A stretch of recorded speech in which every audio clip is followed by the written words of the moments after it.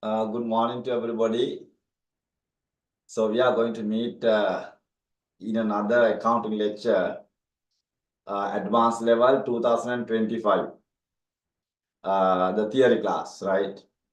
So if you can see the board now, today is going to be 31st December 2023, which is very much important for this subject, right? So usually accounting year ends 31st December 2020. 20 in each year, right? 2023, every year 31st December, right? So this year, today is the last day, 31st December 2023. So it is always applicable to partnerships and sole trader businesses, and also especially for societies as well, not for profit by making organizations. And when it comes to companies, going to be 31st March, right? Usually. So anyway, it's very important days for us to start with another lecture. And I think during this year, we have completed almost 3 classes, including this one. And you can understand the objective of ASPEC. And we are continuously conducting classes each Sunday morning. I am getting always I am taking accounting in the morning, 2.5 hours, like even in further maybe it will be extended even to 4 hours. And also Manoj sir, your business studies teacher, lecturer, he is ready for his lecture from 11 o'clock onwards, right? So expect always try to bring you the most effective and efficient lecturers, enable you to get through this examination with flying colors. So I believe you all believe aspects this accounting series and also BS lecture series. And as you have already attended to these classes now, since very first day of this lecture program. And the other things I want to emphasize now from tomorrow onwards new year, right? Tomorrow onwards new year. So you have to start your journey tomorrow, since tomorrow, with much of confidence and also with a permanent determination. That is very important for this, right? I know how we did classes for last year students, even before last, right? They were with us always when we say that we are going to start the class this time. So they were very well prepared for the class, doing all homeworks and all that. So we don't have time to postpone now, because in another few hours of time, 2024 will come. Your first year of this advanced level study period. And then after 2 years of time, you will have the exam. I'm just telling because today is last day of this year. As I told you, end of the financial year. All right. So with that few words, let me move on to the lecture. So coming to last year lecture, just if I say something, so we completed information, which is very, very important, this subject, right? Chief accountant and the staff, or maybe the financial manager, so they are supposed to work in an accounts branch or finance division in relation to the process of accounting, which includes, basically, I have told you, gathering information, transaction and events, and those are to be recorded, then classified, then summarized. So once those things are done, there will be an output, which is known as in general finance statements. Those statements are to be analyzed in deep, right? So depth examination into finance statements, you understand? So that is done under what? Analyzing, and we do some forecasting or interpretation, that sort of things also possible based on the results, of this analyzing process or function. So that's what we were looking at. And even we discuss about the importance of information and how those information is classified in different categories and the real meaning of those. You took down notes with me. And also I explained why this information is generated with the process of accounting, because there are stakeholders who are very keen on this information, right? So I clearly emphasize those things. And also why they believe this information. We have to maintain or we have to protect the characteristics of information, very much important. Then only there will be a trust building between the stakeholders and their organization. So organization and the stakeholders are linked together, and small bridges are put up between these two parties because of the qualities that you are protecting with those financial accounting information. Especially I emphasize the areas like relevant, comparability, completeness, accuracy, so on and so on. So all these things were very clearly explained to you how those things are protected and all that. So I think last week, the last sentences I just wanted to, that they emphasize that accounting is a process. Okay, I think I explained to you, in any process, there are three areas. One is inputs, the other one is process, and the other one is output. So input, output, process. Input, process, output, whatever it is. So there is always three steps are to be looked at. So what is input here? I told you a small example from not from accounting but from practical aspects, So we input our foods through our mouths, right? So inside the belly and this body, stomach, we have a process of which is known as digestion process. With the digestion process, what is happening? All these things are taken to a process, and ultimately, what will happen there? There will be an output, right? So which is known as energy, even for me to stand like this and deliver a lecture to you. All these things are as a result of our inputs process, and then with that output, I am working like this for you all to teach this subject of accounting. So likewise, or not only that, you would have seen our TV, right? In some of the developed countries, they insert animals from one side, other side you see inside the process, and other side you can see there will be an output like ham, bacon, cheese, and all that. I emphasized that example last time as well. You would have seen, okay, that how the process, right? How the process is going on. So with all I wanted to emphasize, there are three areas are to be looked at in any process, that is input, process, and output. You got the point? So let me now move on to our subject, that is accounting process, right? Accounting process. As I have been explaining to you for 3 weeks of time, I believe you got to know this is not a single activity. Accounting is a process. Accounting is also a process. Got the point? So when I teach my student this subject of accounting, always I used to take a small picture. So I will put that picture on the board. You all can see it, right? So with that picture, I can give you a big picture. With that picture, I can give you a big picture. You got the point? So with that picture, what I'm going to tell you is, accounting is also a process. I try my best to protect all these three areas: input area, process area, and output area. So now you can draw your attention to the board, right? So I draw it on the board.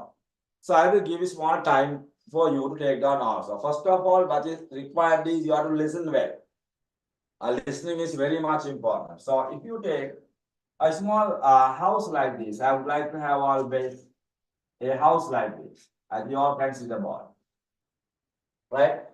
So usually I take this small house. Okay. If this is going to be house of accounting process, if I take this, right? So you can draw like this. There's a roof, and each and every house, there's a foundation. There's a foundation. Okay, there are no two words, everybody will aware about these things, right? So let me then divide anyway this foundation into 4 areas. Okay. So from this side, what is happening? We have accounting inputs. So let me write down here accounting input. As you know, accounting input is nothing but monetary measurable transactions. Transactions and what? Events. So these are going to be accounting inputs. We got to know with the definition as well, right? So once transactional events are entered from that side to the process of accounting, inside this house, there are 4 things happening. Or you can take even 5 things, but better to say 4. Number 1 is we have to recording, or let me say reporting, whatever it is say, reporting. Then classifying, then summarizing, then analyzing and forecasting. Analyzing and forecasting, or you can say interpreting, whatever, right? So these are going to be 4 accounting functions, right, inside the process of accounting. And once you complete this, you will have an output. You will have an output which is known as what? Accounting output. Accounting output. We'll have accounting output, right? Accounting input, accounting output. Accounting output is nothing but financial statements. Let me say financial statements. Financial or financial statements. So that is taken under what? That's taken under accounting output. So under finance statements, we have statement of financial position. So when I take this accounting process, we have to pay our attention to incorporated companies. So therefore, we are taking here what? The finance statement which are required by a company to prepare and present. So therefore, let me draw your attention to the statement of financial position.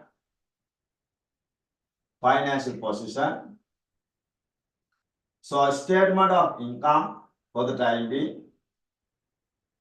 I will be taking even for statement of comprehensive income later on with company accounting.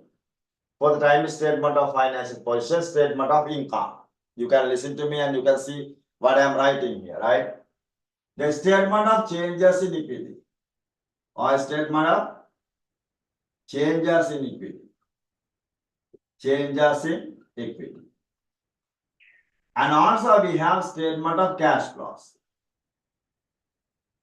Statement of cash flows.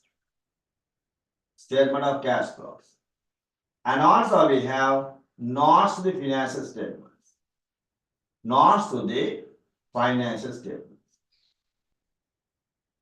Financial statements.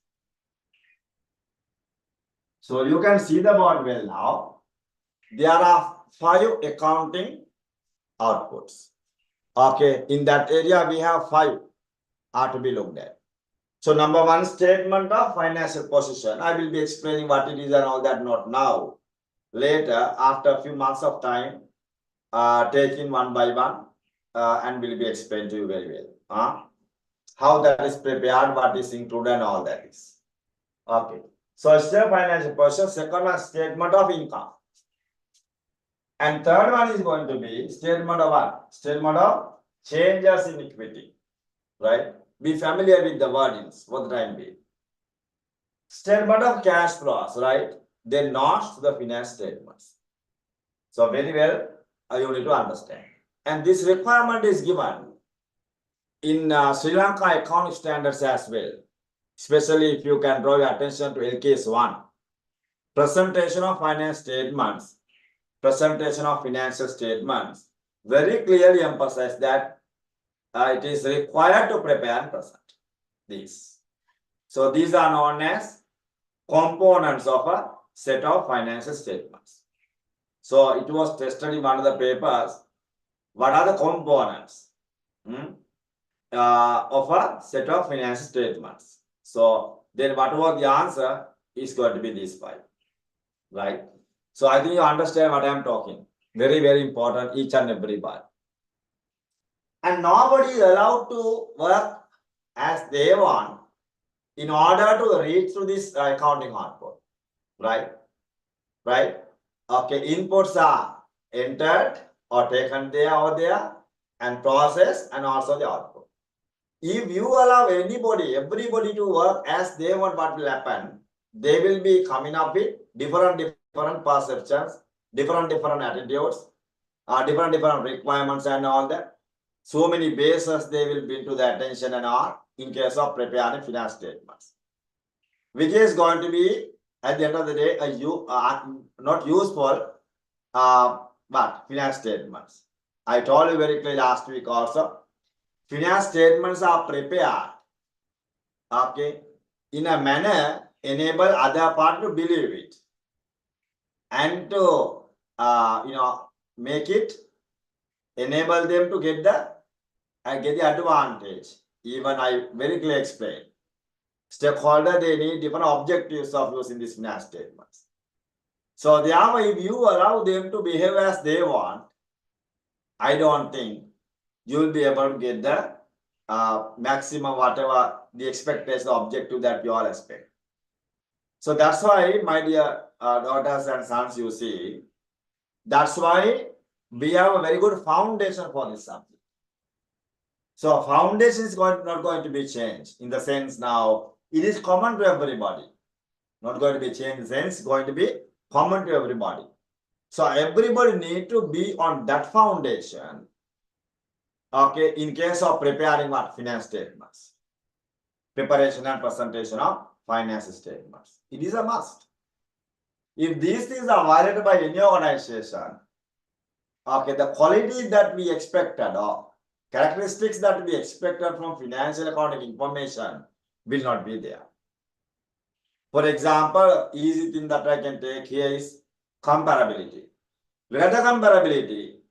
Enable you to compare your finance statement with your competitors' finance statements or your 2023 finance statements with 2022 finance statements, 23 with 22.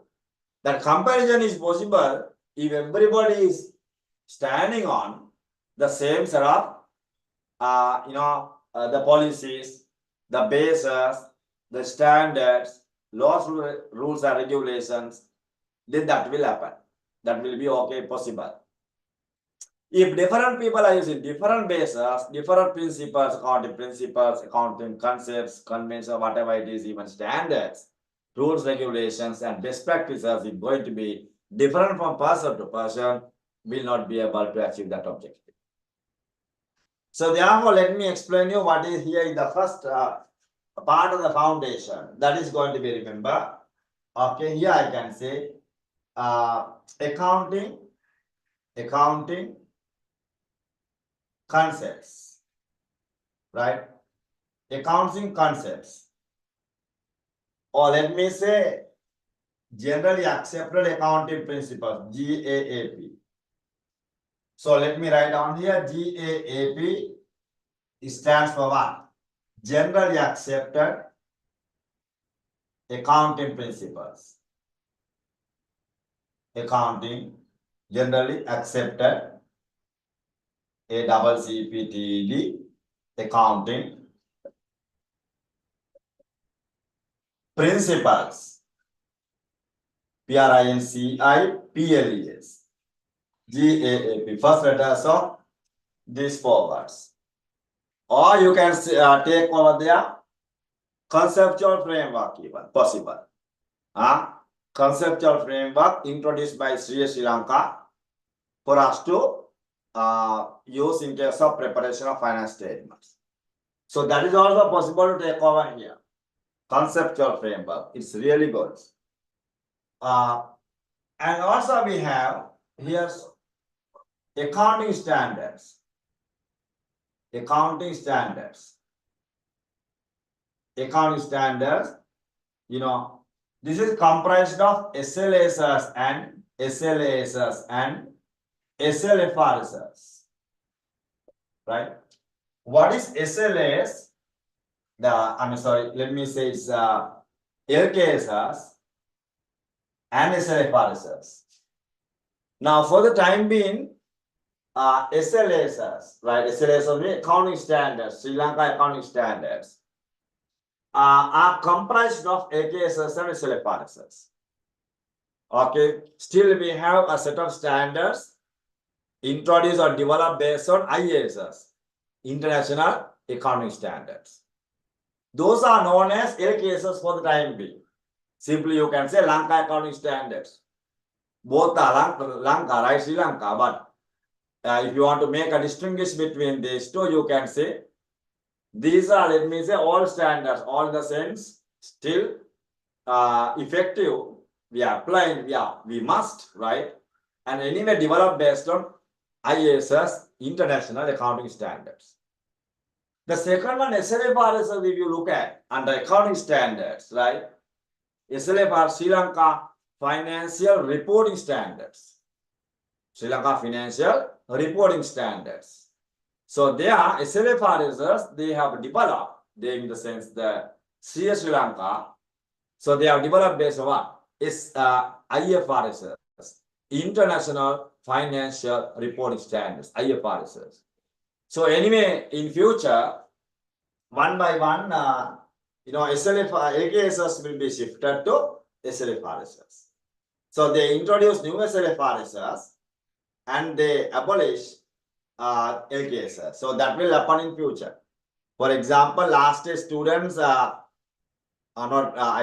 before last, right? I was teaching to them under revenue recognition as a separate standard, LKS one. Even the leasing, okay, leases.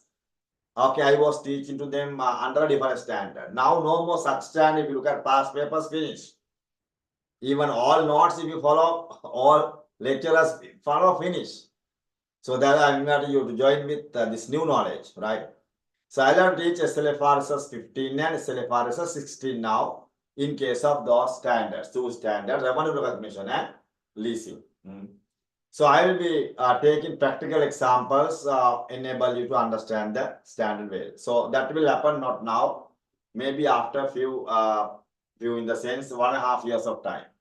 So latter part of the syllabus I will be taking all. Now it is not required, especially when it comes to company accounting area, finance statements area.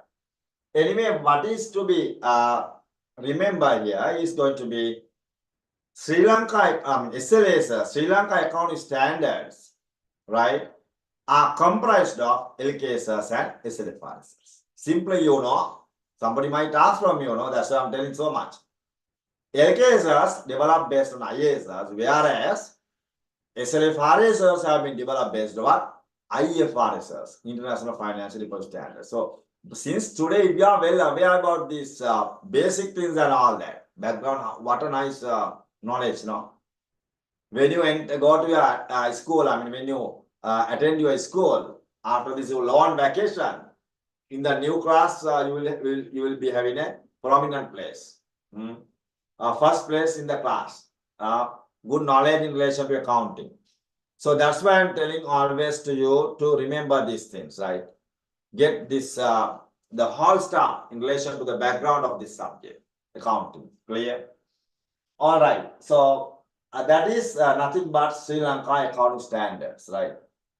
Okay. Then let me move on to the third part of this foundation. That is going to be a double entry system. Double entry system, right? Double system and accounting equation. So let me take both together, right? Double entry system and accounting equation is going to be another part of this foundation. You know about the double entry. Double entry system was introduced by Luca Facioli, being the father of accounting, in the latter part of what? 14th century. Who says? History says, I told you. I also got these things from the history. So therefore, now double entry system was the turning point of this subject. What is turning point? From the previous phase era, it was brought to a new era with the introduction of a double entry system, double entry, right? Earlier, it was actually, I told you, Italian merchants with the bookkeeping process. That was like Bahikatano. So double entry system, debit credit. It was the turning point of this subject. And under evolution, I have well explained to you all this, right? So double entry system, how it is important to us, even today, you better go to your passbook of your parents, even a bank statement you take today of a current account and see, open and see, please, after this class. We have a debit column and we have a credit column. Both columns are there, clear. That's why we can't live from this double entry system. We are always living with this. Now, I have been living with this subject for a long period now. Since my A-level career up to date, still, I am earning, I am working for the sake of this one, double entry actually. So you will see in a few months of time, how much is going to be very important double entry. You will see. I'll be explaining very nicely, debiting, crediting, why and all. So you don't want to learn by heart this subject actually. That's what we are trying to give you. So freely you can go to the exam and sit and get through. I'm very sure of that. Even term test as well. So coming to this double entry and accounting equation. So accounting equation you would have heard and done even in your O-level career if you have done this subject for your O-level, right? So you would have gone through definitely. Assets equals what? Equity and liabilities. So the same double entry system is in place there. Even though under accounting equation we take what plus minus and all that kind of a technique to record transaction events, right? And now I must say you that same double entry is there, but in another form which is plus and minus, right? So for this year students, this stream I thought of doing a comparison between these two. What comparison? A set of transactions and events are taken together and I will record under accounting equation as well also I will be recording under double entry system also. And I will take you through with this whole process from this point to this point. Whole process I will be taking you and I will show you how these things are working. Okay, and I want to say that both are going to be the same. So that thing I will do you. Now don't worry when it comes to that accounting equation area and also that accounting function area. So having done both, so you will be given that practical knowledge. Then I think the entire hesitation or fear that you have in relation to this theory and all accounting will be totally wiped out. I am very sure of that. Wash off. I will be able to wash off that. Whatever doubts that you have, gray areas that you have. Because recently I did it for some other classes. And I think according to their feedback, I got to know that they have taken that, absorbed it. Now they don't have any gray areas and any complex areas. Everything is very clear. Only thing is to practice and get ready for the examinations, right? Okay, well, and that is double entry and the accounting equation. I'll be taking you to this area maybe in another one weeks of time once I complete my theory area which is required for this, right? And last area, let me explain to you. That is laws, rules, and regulations. Let me say laws, rules, and what? And what? Regulations, right? So laws, rules, and regulations, right? You can see the words here. So under laws, rules, and regulations, I have to bring two areas here.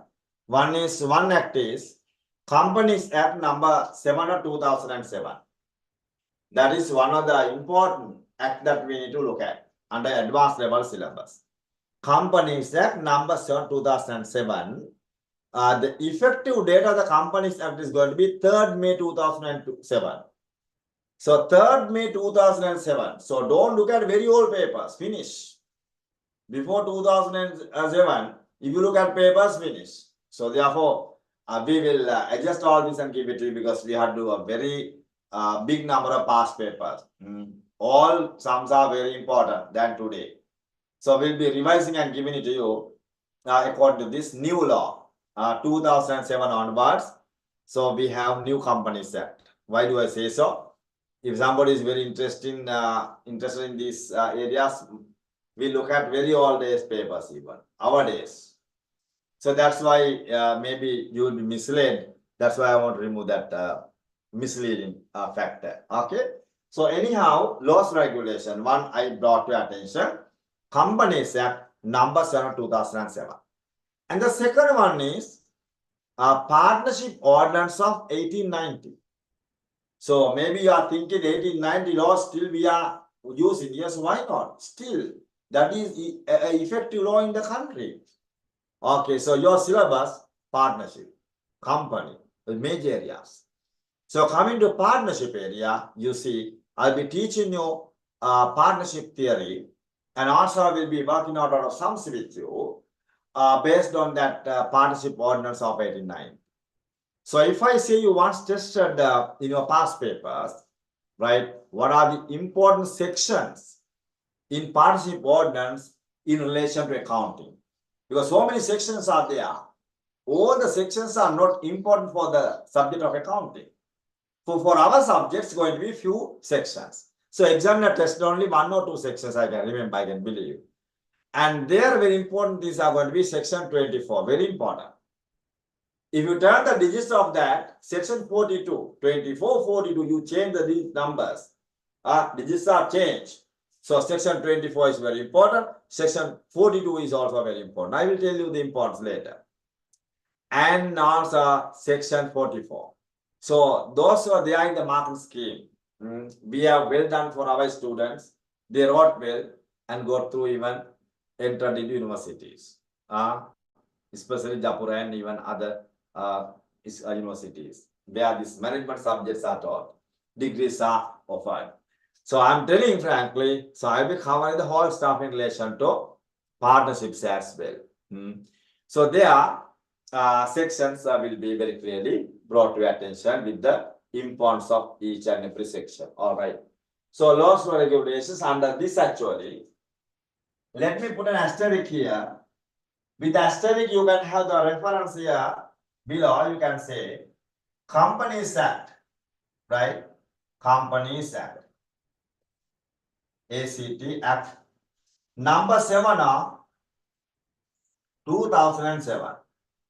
And then you can have Partnership Ordinance. Partnership Ordinance, right? Ordinance of 1890. Partnership Ordinance of 1890. These are also very, very important for your subject because 2 major areas, right? So you can refer this asterisk with those 2 asterisks. So under laws and regulations, I can bring these 2 for the time being. Not only this, even value-added taxes, VAT implication I will have to take over there. Under Inland Revenue Act, or let me say Value-Added Tax Act, VAT Act. Okay. So likewise, there are some other laws and rules, regulations as well. So I'll be taking those things there, but remember these 2 are very, very important. Okay, so everybody can take down this.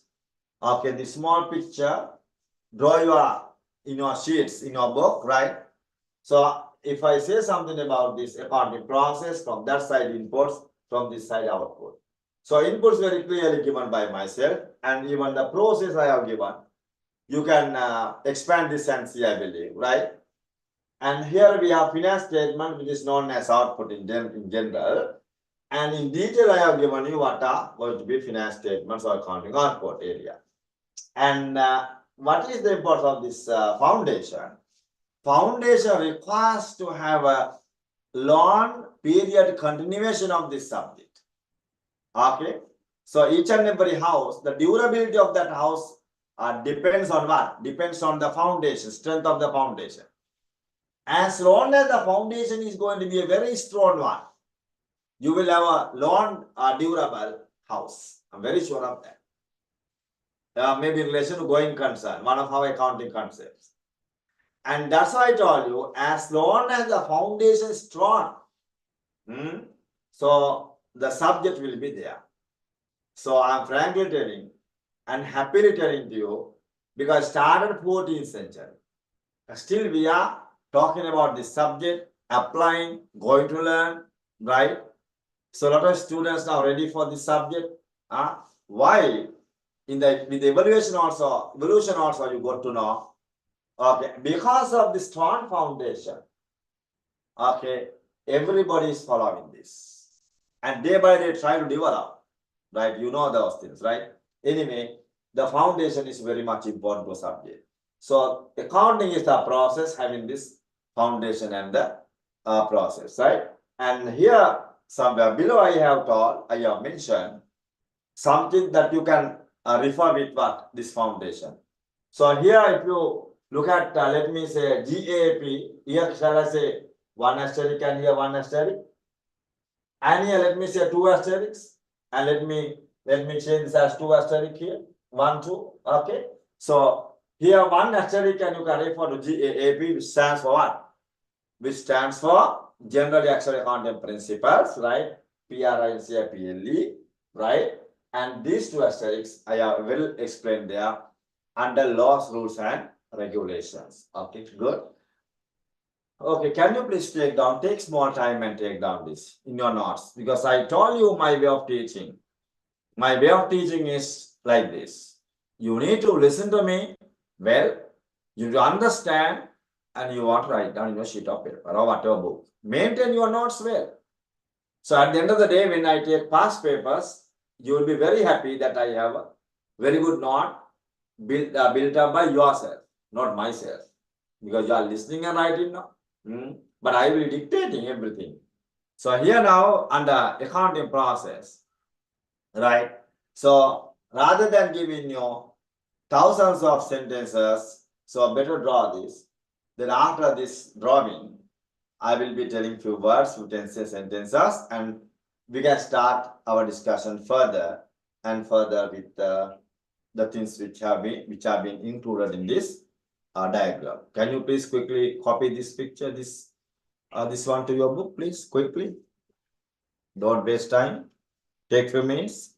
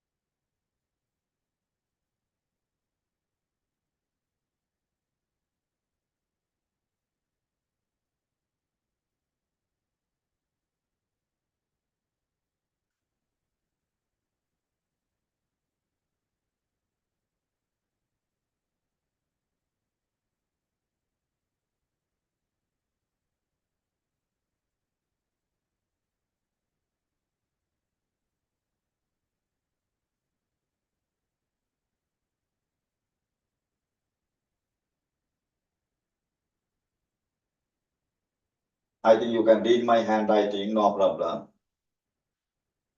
Any problems, then you can ask, right? Because my previous classes, even they will wrote down these things in their books and sheets. So I think you also can manage.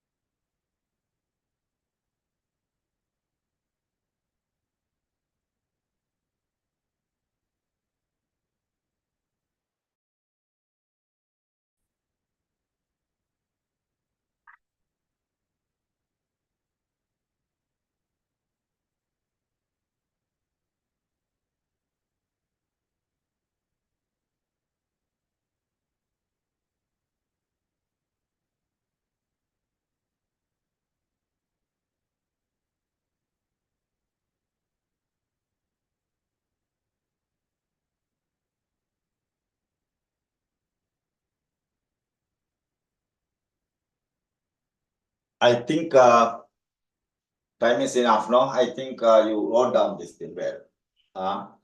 Everything to down, right? Okay, right. So we'll proceed now.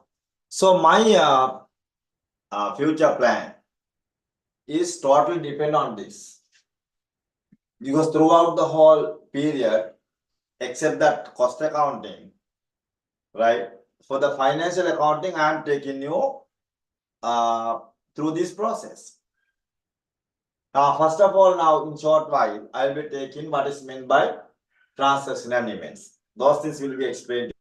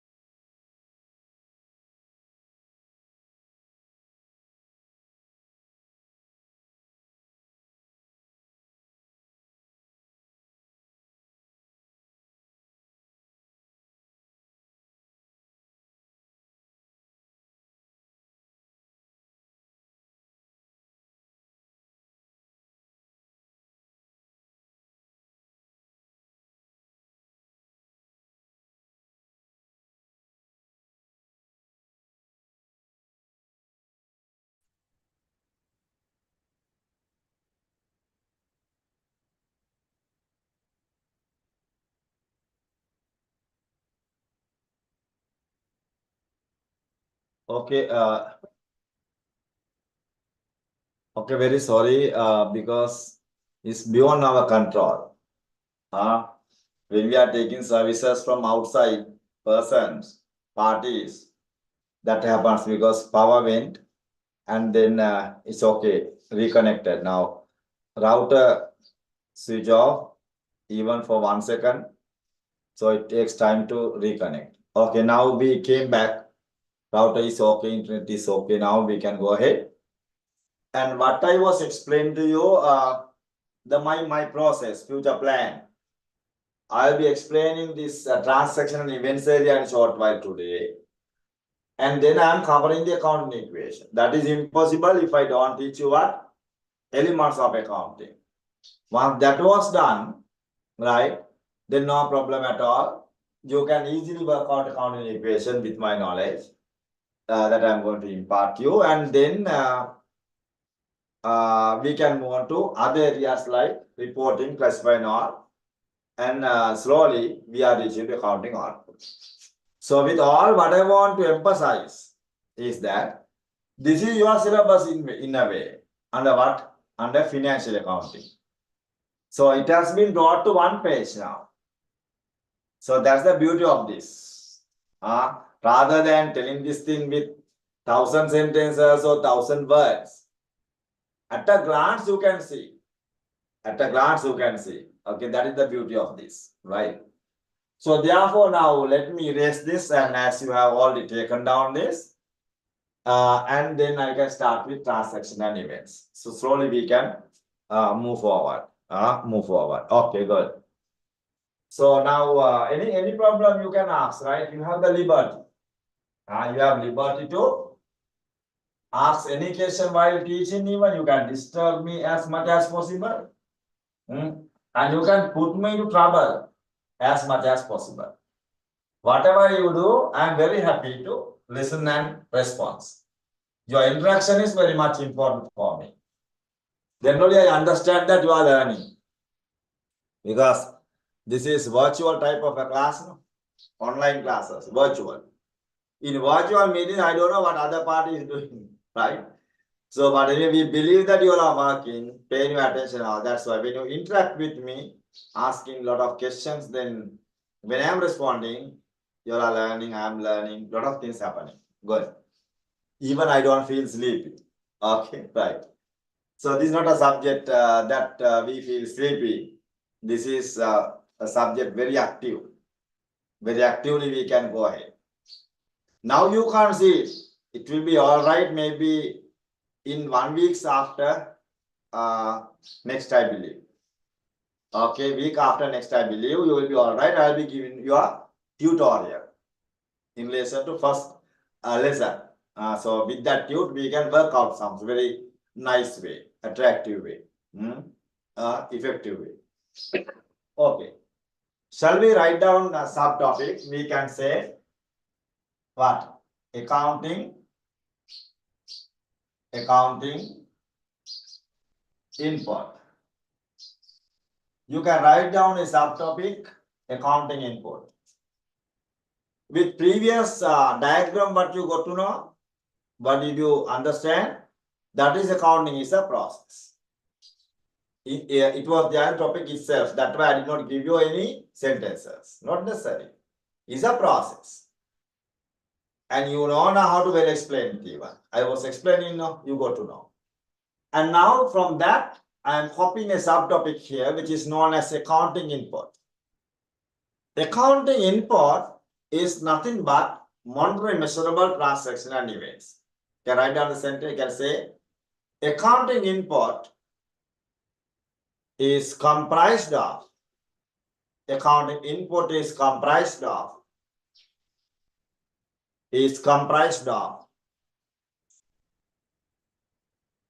two areas. Is comprised of two areas or two components, whatever it is, no problem. Number one, you can say,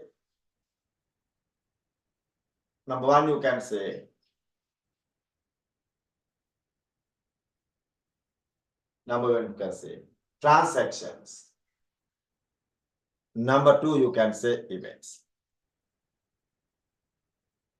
Number 1, transactions. Number 2, events. Within bracket or whatever, have a double bracket of those two and say monetary measurable.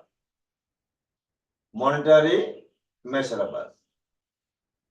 Then when you see these highlighted words, that is your knowledge, easy. You have here comprised of 2, number 1, transactions, number 2, events. You put a whole bracket as well, double brackets and say what it is. It must be monetary measurable. Okay, not just mere information. You got the point? Right. Now take down first one, which is going to be transactions. Transactions. Can write down the subtopic transaction. Actually, what do you mean by a transaction? You can bring plenty of examples for a transaction. Plenty of examples. Thousands of examples will be brought. But I think it is hard to define or say that what is meant by a transaction. Or what do you mean by a transaction? Transaction is what? Transaction is what? A management decision which has been measured or which has been measured in terms of cash that will change the resource structure of an entity. So I don't think that you got it the whole meaning at once. Transaction is a management decision that has been measured in terms of cash, which changes the resource structure of an entity. Can be known as a transaction. Oh, can you please write down that, take down the sentence and then I will explain with example. You can say, transaction is a management decision. Transaction is a management decision measured in terms of cash. Measured in terms of cash. Measured in terms of cash, which will or which measured in terms of cash which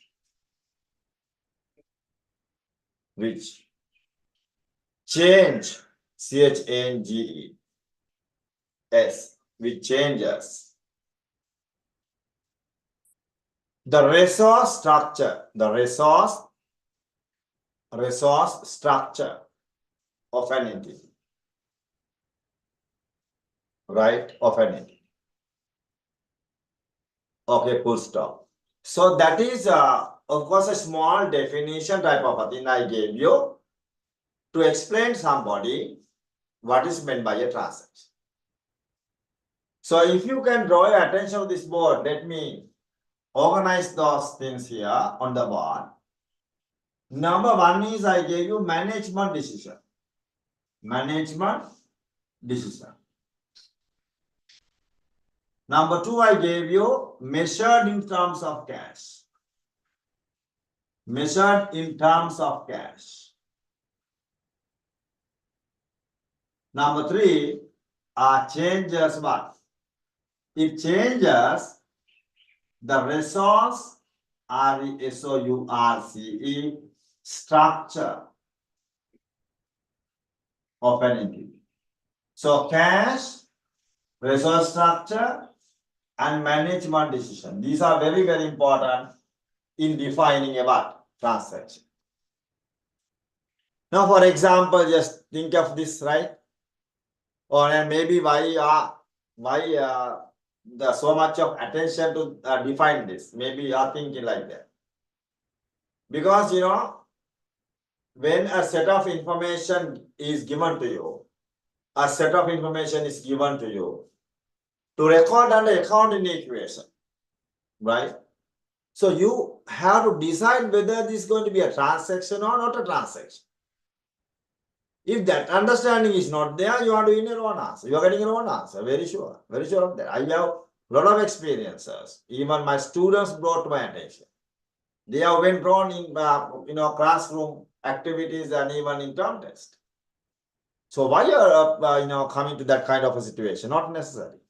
You learn from us the correct thing, accurate thing or accurate way of thinking. So for example, you think about this aspect.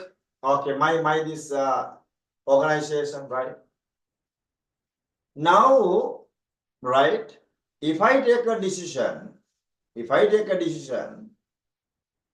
to go for a new camera for this class, or if I bought a new camera for this class, it is my decision that I have taken. No?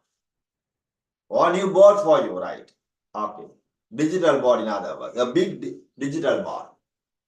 Right? If I thought that way and if I bought it BOU GST, because paid cash and I bought it, right? That is in front of me here, assume. So if it is so, that's a management decision that I have taken, right? I am the manager of this organization and I took that decision, right? That's why I told you it's a management decision. And also I told you with that, it has been measured in terms of cash. Really measured? No. Let's say for that, for 520,000 rupees, I paid rupees 520,000. Rupees, let me say 520,000 I paid in order to buy this digital board for your class. Okay, paid and bought it. So it has already been measured in terms of cash. And also other good thing is, remember, right? It has changed my resource structure. In the morning yesterday morning when I start the day, 520 rupees, 520 rupees was in my pocket, in the drawer of my business, cash drawer. But by evening, it wasn't there. Why? It has gone out to the supplier and I have brought this. Money has gone to the supplier and I have brought what? I have brought this digital board. You got the point? So therefore what I am telling you is, it has totally changed my resource structure. Yesterday morning I had money, but I don't have money. I have this whiteboard, this digital board for your class. Next class in the new year. So I think you understand how a transaction is taken place. It is a management decision measured in terms of cash, which changes the resource structure of business. Now, resource structure has been already changed. You got the point, right? So, in my definition given to you, all these things are there, right? You don't want to take down again these things, you can highlight with a highlighter or you can underline with your pen. It's possible. And now let me say another good example. Let me say one of the past papers, examiner has given a set of sentences. I can't say he doesn't say that transaction. He say the below mentioned set of transactions are given to you. Required, record the above sentences or above information under the accounting info equation given, or maybe under the cash book, whatever. Now, what happened? It was there. You see that organization, that entity, they have taken an approval for bank overdraft amounting to rupees 800,000. Let me write here. Rupees 800,000 bank overdraft. Okay, has been approved by the bank manager. We don't approve bank overdraft. No. If I am the account holder, I am calling to the bank manager and say, Mr. So and so, please look here. Okay, please look here. I am so and so. I need to go for a check amounting to, let me say, 800,000. Can you please approve a bank order form? Or can you please honor to my check? If I draw this check, will you be honoring to this one?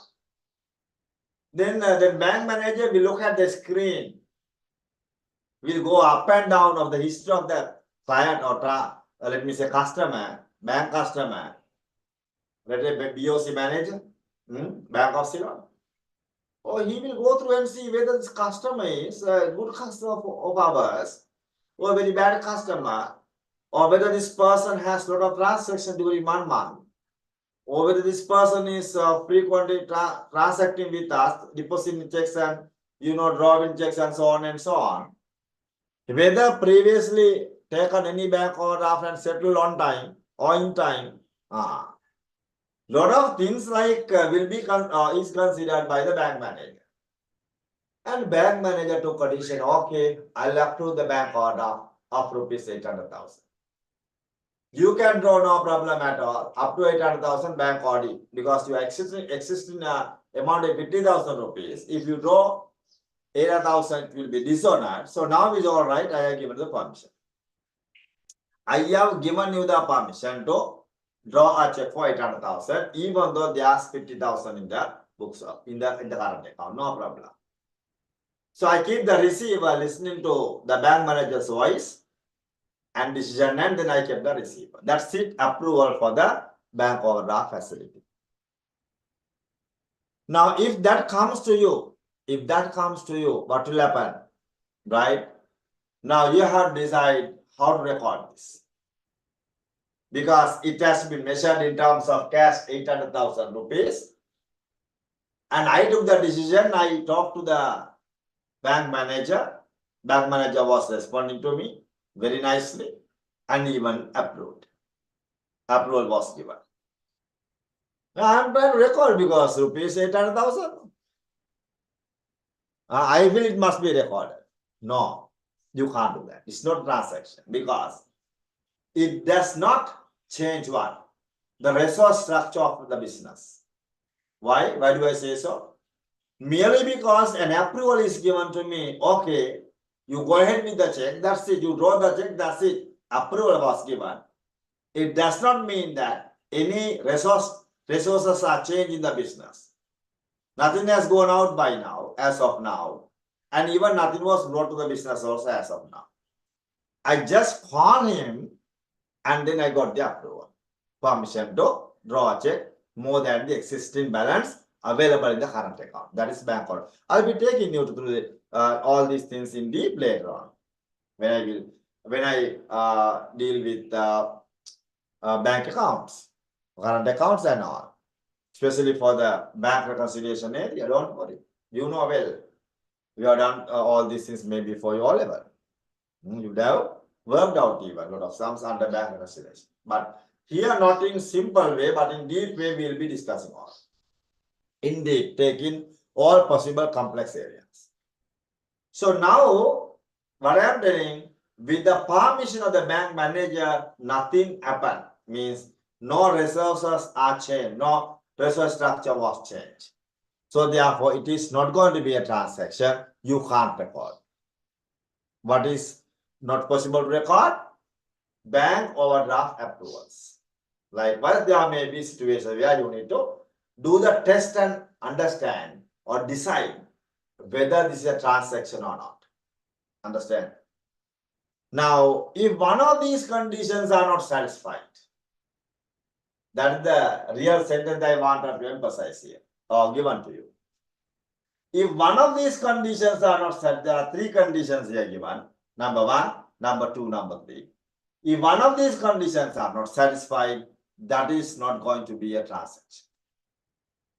It's obvious that in my previous example, first one is okay. I took the decision, management decision is okay. And measured terms of cash rupees 800,000, very clear. Approval given, but can't record. Because it does not change any resource structure of any organization with the bank overdraft approvals. I am very sure of that. When I say like that, don't record is not going to be a transaction. I am very sure of that. You are in a problem. I am pushing you into the top problem. I know well. Why do I say so? Because you may be thinking, I'm very sure, everybody here joining, very sure, okay, thinking, then how it could be recorded? Because approval given 800,000, how it could be recorded? I'm very sure you all are having that problem. Even though you don't talk to me, I'm very sure of that. So then what to do here, remember, it is automatically, or it will be automatically recorded at the time of what? Experiencing this. Right? Automatically, that will be recorded at the time of experiencing this, or practicing this, or using this. What this? Using this bank overdraft facility. How to use that bank overdraft? You have to draw a check, that's it. When you draw the check, in order to buy something or in order to pay to a supplier, you are drawing a check amounted to 800,000 rupees. By that time, what you do is you credit your bank account. So maybe you don't know, maybe not even. Credit bank account and debit what? Debit to the respective other account. Maybe to a creditor or maybe any asset that you have bought. So therefore, at the time of drawing the check, you are crediting, because then only you are exercising that one, the approval given by the bank manager. At that point, automatically the overdraft is recorded. How record?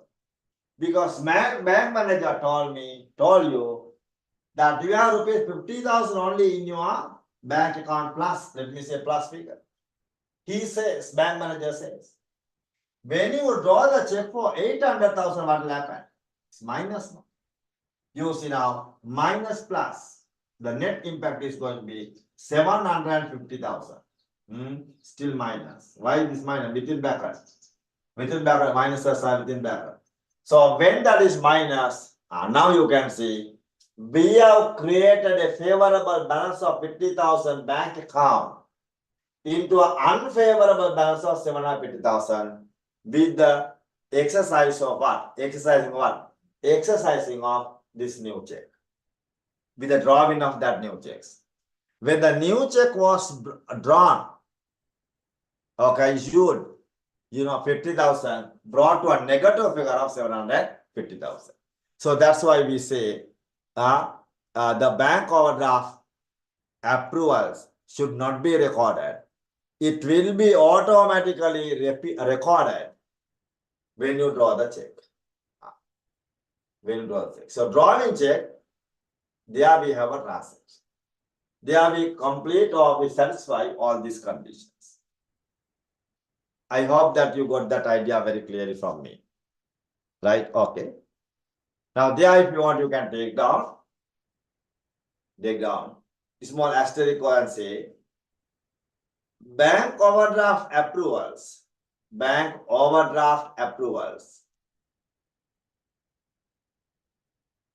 should not be recorded. Should not be recorded as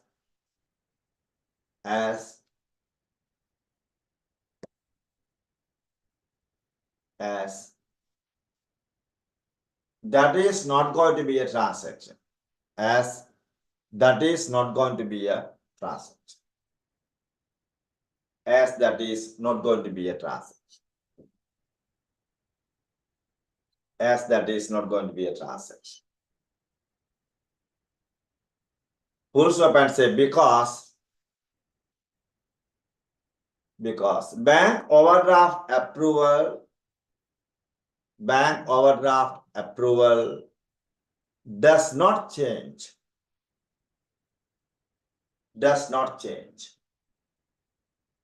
any resources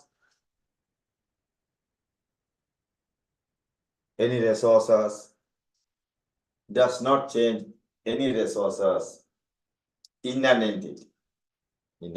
entity. Any resources in an entity.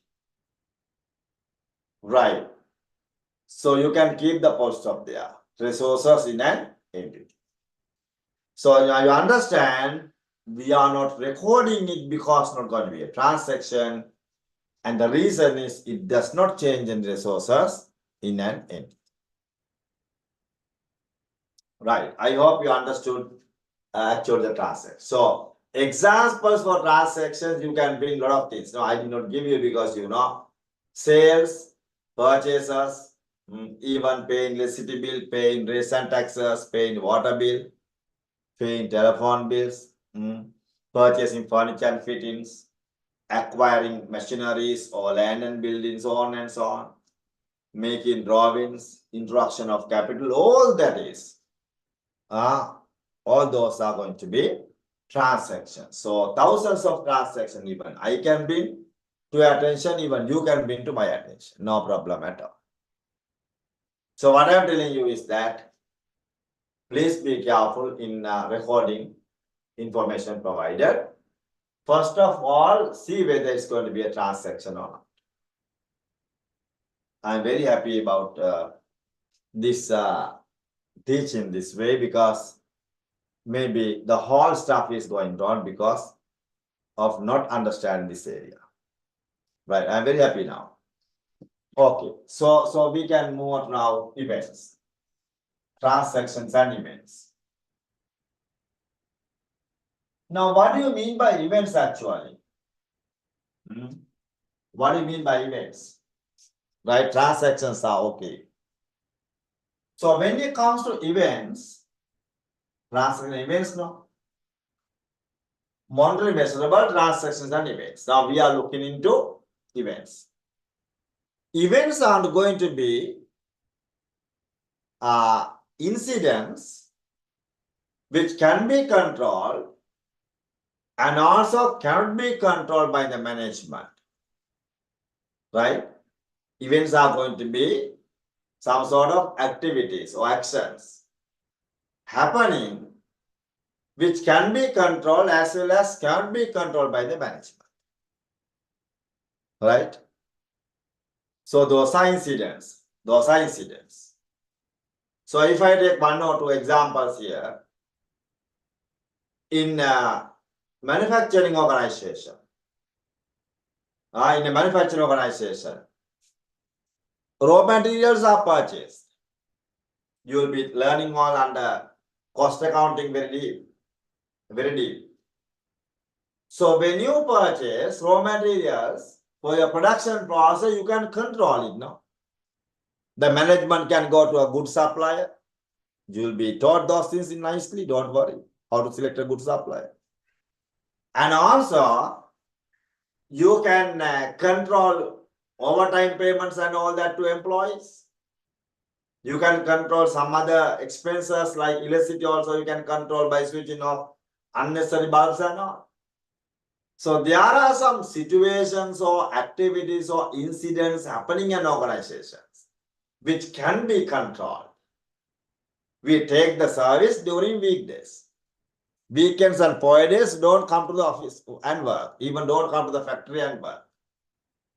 We take the service during weekdays. Why? In order to avoid what? Overtime payment. If overtime comes what? Maybe double the rate. Normal hourly rate is going to be 300 rupees per hour. I'm taking 300 but can't think of that. More. Now rate is so high. Let me say 4,000 rupees per hour. Assume. So therefore, if come weekends, it is double or per day, maybe more than that. It depends. So I'm telling if the same work can be taken during weekdays, weekly hours, no problem. So those things are also taught you under cost accounting, salary sheet or pay sheet. Nice to prepare, nicely accounting also will be explained, don't worry. So I'm telling you in advance, right? Events are there that can be controlled by the management. And some events are there cannot be controlled. For example, can you change VAT implication? Maybe since tomorrow, very first day of 2024, January 1st. Maybe new tax rates will be brought. I think already brought now. Taxes, people are very afraid about taxes these days. Today no tax, tomorrow a new tax has been imposed by the government. So tax laws are changed very rapidly. So if a new tax is imposed or will be informed tomorrow by the government, imposed by the government, the real word in technical jargon, so will have to be okay to that. A part of law, no? You can't say, no, I am not paying taxes. You can plan your tax and you can prevent from that. It's a different story. But you can't hide the tax. It's not good. Okay, you are cheating. The government without paying taxes. It is not good, but tax plan is all right.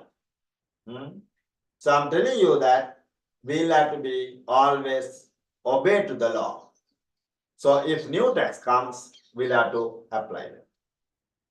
So beyond our control, it comes under what the law, what an area is coming from legal environment.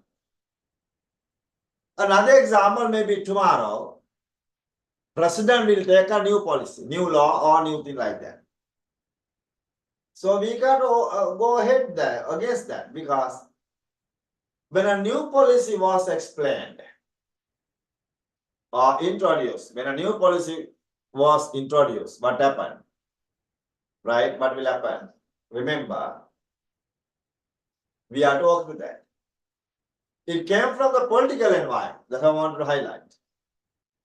Okay, president or whatever, the government took a decision. So we'll have to obey that decision also. We can't say, no, we don't apply. We are from another political party. We can't, it's not ours. It doesn't apply. No. That was brought to the whole community of the country as a result of political environment. We'll have to apply. We'll apply. Definitely we'll have to apply. So what I'm telling you is that things are coming from the political environment, you can't control. The same like, okay, from the religious environment, cultural environment, even from the other social environment, impact we can't control. Even from economic environment, inflation can you control? Can't control inflation. Will have to be in line with inflation. So what I'm always trying to tell you is that economic environment, political environment, legal environment, religious and cultural environment, social environment, those environmental factors cannot be controlled by the management. I hope you understand. So therefore what I'm telling you is that events are going to be two areas. One is what? One is controllable area or uncontrollable incidents. The other one is uncontrollable incidents. So therefore, let me divide these events into two categories. Like let me say conversions, right? And also environmental factors. Environmental factors and conversion. What is conversion? Raw materials are converted into finished goods. Transform. You transform your raw materials into what? Finished goods. Conversion process. Even conversions are there, even transforms are there from raw materials to finished goods. In the transformation process, in that process, you can control, no problem. As I told you, you can go for the best price in relation to raw materials with the best supplier. Can go. Unnecessary raw material wastage can be stopped by employing good supervisors. It's possible. The laborers will work according to their instructions and all. Even labor costs can be controlled. So in case of conversions, okay, it's possible to control. So events are going to be that side also. And come on this side also. What this side? Environment factors which can be controlled. So you can say, under event you can say, events refers to the incidents. Events refers to the incidents. Events refers to the incidents that can be controlled,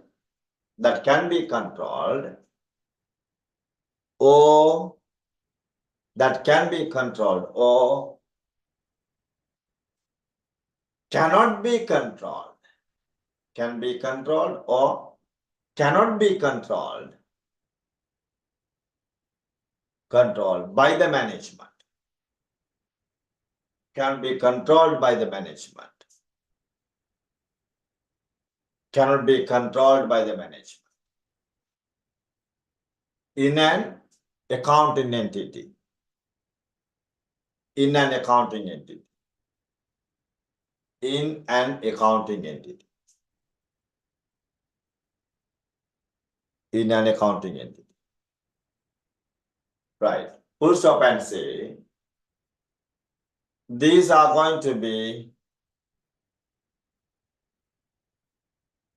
these are events are going to be, these are going to be two areas. Number one, you can say conversions or transforms. The better to say conversions. Don't say number two. Number one, conversion. Under that, you can say example. Raw materials are converted into finished goods. Raw materials are converted into finished goods. Which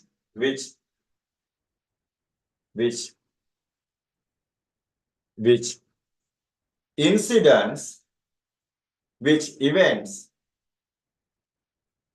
of that process can be controlled? Which events of that process can be controlled?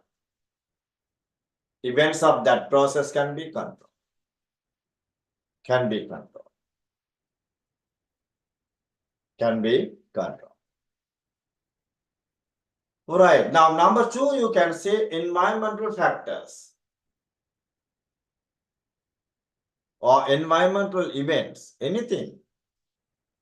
In singular medium, we say parsarika siddhi.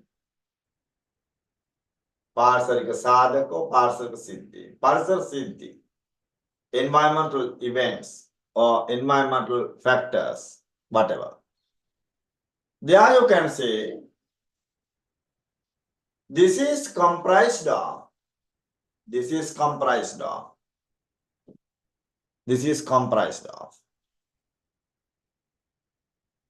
political environment. This is comprised of political environment,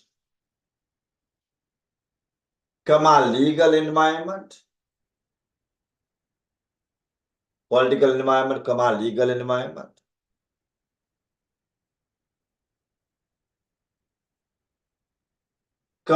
economic environment,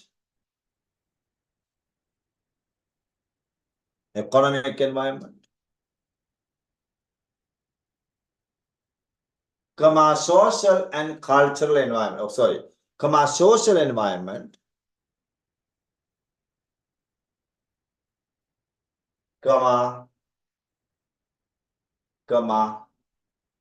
religious and cultural environment, etc. Religious and cultural environment, etc. That cannot be controlled.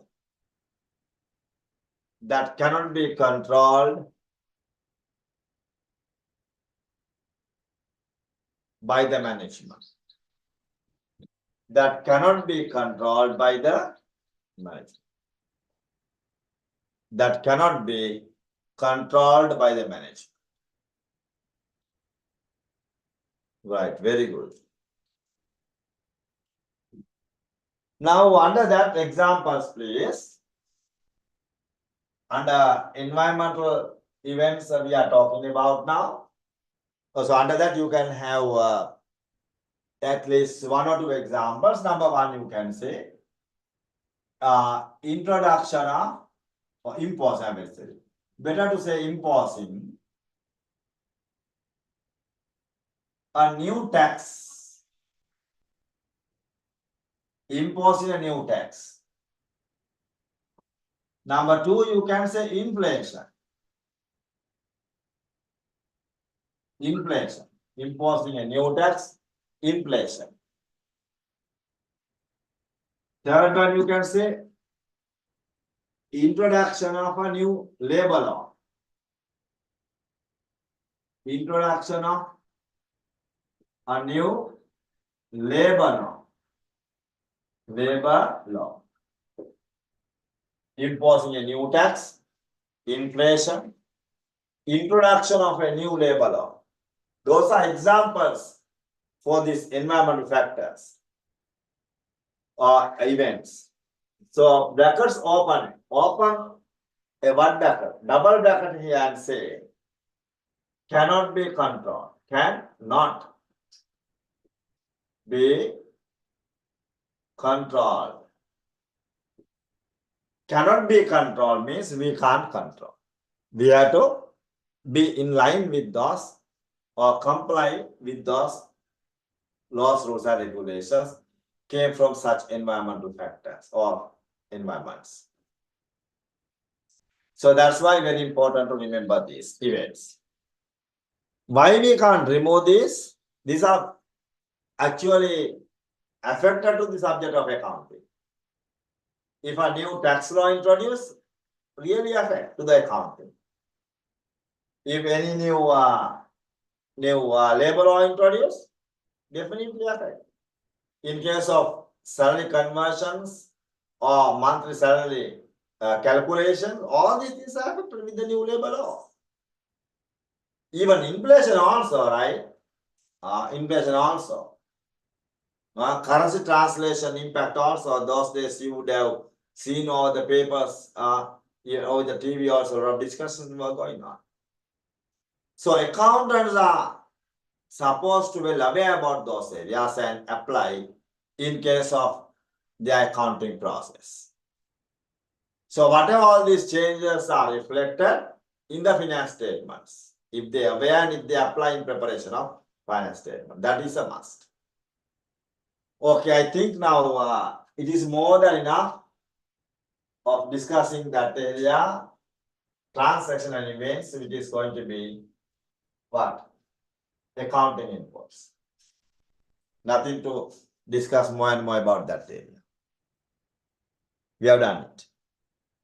So having said that, as I explained to you today morning, we have to start with what? Elements of accounting. Because we are moving to working out some area now. Not today, maybe the other day.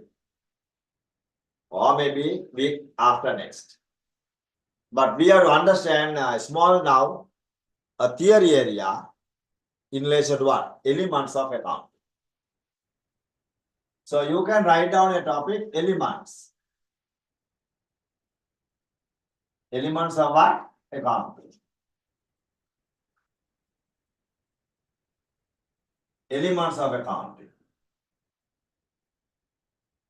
Elements of accounting. Right. Did you write down the topic? I think you wrote the topic. Coming to elements of accounting, you know, first of all, you need to understand what is an element. Let me take my red pen and circle this. Elements of accounting. Because there's another word which most of the students, they think that is going to be the same, which is known as characters. Characteristics. Examiner can check with you what are the characteristics of this thing? Or what are the elements of this thing? If you don't know the real meaning of this characteristics and the elements, then will be a problem. You won't understand. So you need to understand what is going to be an element, what is going to be a characteristic. Okay. First of all, let me explain you elements. Elements are something general and seems to be compulsory. General and compulsory. That is elements. For example, enable you to remember easily. If you take my face, I am telling each and every class this thing. Because one of my lecturers very clearly emphasized this matter at the University of Sri Jawaharlal. How do you make a difference between characteristics and the elements? Elements are something going to be general and compulsory. If you take my face, to a face, nose, ears, mouth, okay, eyes, all. Eyes, nose, mouth, ears, all are going to be elements of a face. Elements. Any face, if you look at, those things are there to say it's a face. And those are compulsory things, not to a face. How can I see you? How can I listen to you? How can I talk to you without this? Right? How can I get this smell? Good or bad, good and all. So after those are compulsory things, so elements of a face. Now, likewise, elements are going to be compulsory and maybe it's going to be general. Now, for example, if you take a partnership, easy for me to explain this thing once again. Examiner tested in accounting paper, right? What are the elements of what? Elements of a partnership. At the same time, in some way others tested, what are the characteristics of a partnership? Because we are partnership accounting. It's a BS related, business studies related question. But first question in the paper, accounting paper. First question. What are the elements of a partnership? You know, you have learned this, no? Partnerships for your all career. Right? They say minimum number is 20, minimum 2, maximum 20. Easy to commence. No going concern. No legal personality. Okay, partners' liability is unlimited. So on and so on. The things were brought by the students, the answers, which are totally incorrect. Because they don't know what are going to be elements. They wrote characteristics for the answer of what? Elements. Totally incorrect and no marks. First question, first part, no marks. Right. Now coming to this, remember these elements, it was nicely given in the definition. Now when I was teaching this subject to my students, I clearly emphasize this, even to you in future. A partnership is a mutual relationship between two or more persons with the intention of making profits. Partnership is a what? Mutual relationship between two or more persons with the intention of making profits. That's going to be the definition. Now, in the definition, you can see there are persons or partners. There is an intention of making profits. And you know there is a mutual relationship between partners.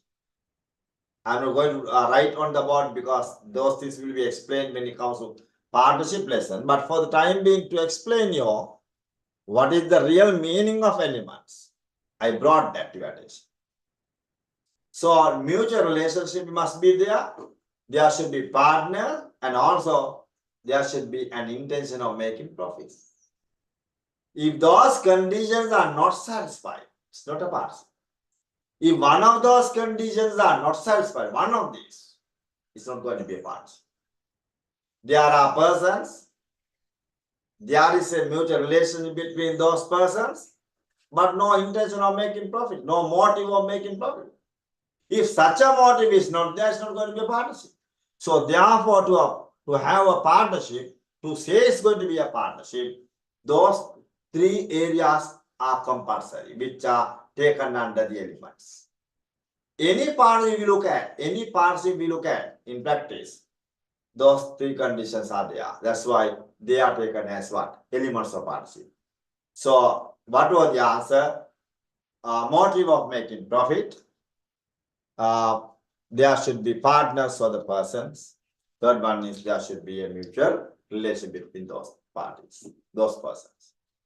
If those things were brought to the answer, they got the marks, otherwise finish. So I believe that with my practical examples, even to this example, you well understood what is the difference between elements and characteristics. Hereafter, I don't think that you will do the same mistake. Even after learning from me, I don't think. Okay, good. So now today my topic is not the elements of a partnership, but the elements of what? Elements of accounting. Clear? Now, when it comes to elements of accounting, okay, you will be experiencing with me. Always I will be dealing with 4 elements. So you can say somewhere below, maybe you feel sleepy, you can say, there are 4 elements. Or let me say, then if I say you assets, liability, income, expenditure, equity. Or let me say there are 5 elements of accounting. I want to give 4, but anyway, most of the lecturers are taking 5. When I take 4, they are wondering. But I give you 5, but I will teach in only 4. So we can say elements of accounting, or this is comprised of, or there are 5 elements of accounting. Simple English. There are 5 elements of accounting. Full stop and say they are. Number 1, you can say assets. Number 2, you can say liabilities. Number 3, you can say expenditure. Number 4, you can say income. Number 5, you can say equity. So better take 5, no problem, but I will be teaching only 4. You will understand how I am going to connect 2 together and teach as 1. Okay. So therefore, remember it's going to be 5 areas. Assets, liabilities, expenditure, income and equity. These are known as what? Elements of account. Elements of account. Oh, can you please everybody take down one after the other elements of account? I gave you a sentence, right? Accounting elements. There are 5 accounting elements I gave you. There are 5 accounting elements. Full stop. They are, put a comma and say 1, 2, 3, 4, 5. 3, 4, 5. These 5. Please copy now. Because you are not your building. I don't want. I am not going to the exam. So if you are going to exam, you have to get ready for this since very beginning. Okay, you are creating, you are building, you are not. Very familiar to you. There are 5 accounting elements. They are 1, 2, 3, 4, 5. Quick take down. I'll be taking one after the other and explain to you now. Okay.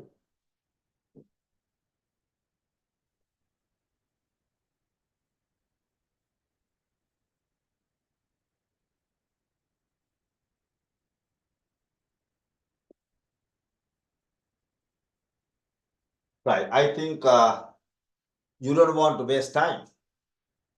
But can you take your red pen or whatever? In front of assets, this is named as A. A means first letter of assets. Because I am giving you this A, whatever first letters, because will be yours for your future requirements. When I am teaching you accounting equation and profit equation and all that, very important to remember these first letters, right? So I got A and then L for liabilities, E for expenditure, I for income, and here again E for equity. Okay, but equity, or you can say even EQ, no problem. EQ, equity. But these is very important. That's why I am taking these four only. This equity includes what? Under liabilities. That's what my teaching, way of teaching. So therefore, right, if you can say ALEI and equity, you can take, but equity is a part of liabilities according to my way of teaching. I will make the difference between equity and liabilities, and then, but in general, equity is also one of the liabilities, but taken in a different way. But okay, no problem. I have been teaching to as 4, but in most of the cases, students are asking for me, sir, there are 4 or there are 5. I have said there are 5, but I am teaching 4. But anyway, take down at least 5. So I think now we can move on to the first one. Okay, that is going to be assets. Can you take down one subtopic, assets? First element of accounting. We can stop this journey now. We have to go 2 years. Okay, every day you are getting a big knot. So that is assets. Otherwise, how can I ready for the exam? You need to get the knowledge and go ahead. Moving forward. All right. Saying goodbye to 2023. Assets are going to be what, please? Resources in simple term. Assets are going to be resources, nothing else. But if you say like that, I don't think that you will get marks, because assets are very clearly given in the accounting standards. LKS 1, presentation of finance statements under that standard very clearly emphasize what do you mean by an asset. Asset is what? Is an economic resource existed as a result of past transaction, which is controlled by the business and expect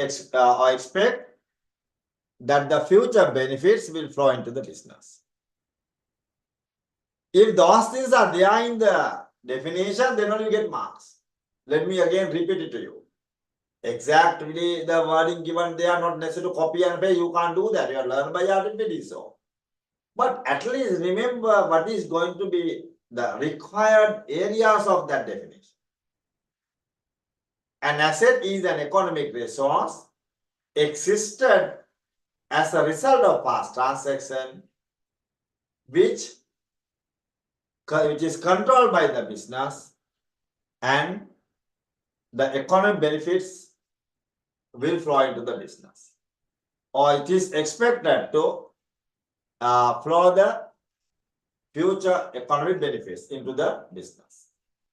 If those things are there, then we can say it's a good definition for an asset. Can write down one sentence, but at the end of the program, after 1.5 years of time, I will be giving 2 tutorials. Okay, not tutorial, actually handouts. They are one is on accounting concept, the other one is on accounting standards. So in that handout, very clearly, I will give you the definition. By that time, more than enough to remember. Nowadays, the way that I am telling you, more than enough, right? So you will see both things are going to be the same. What I am explaining now and what will be given to you as a handout, the same thing will be there. Take down, you can say. An asset refers to an economic resource,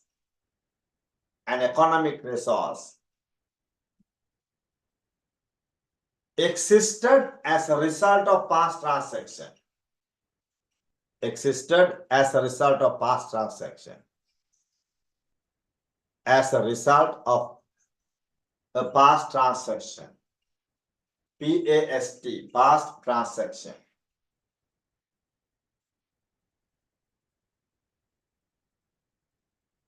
And controlled by the business.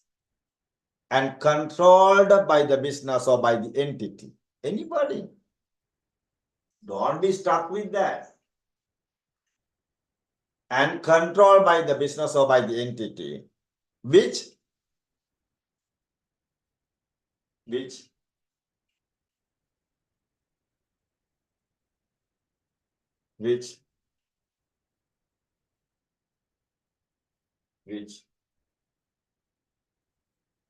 expected,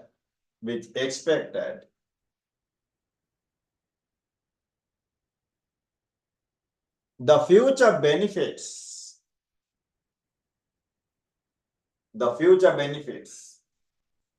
will flow into the business. Will flow into the business.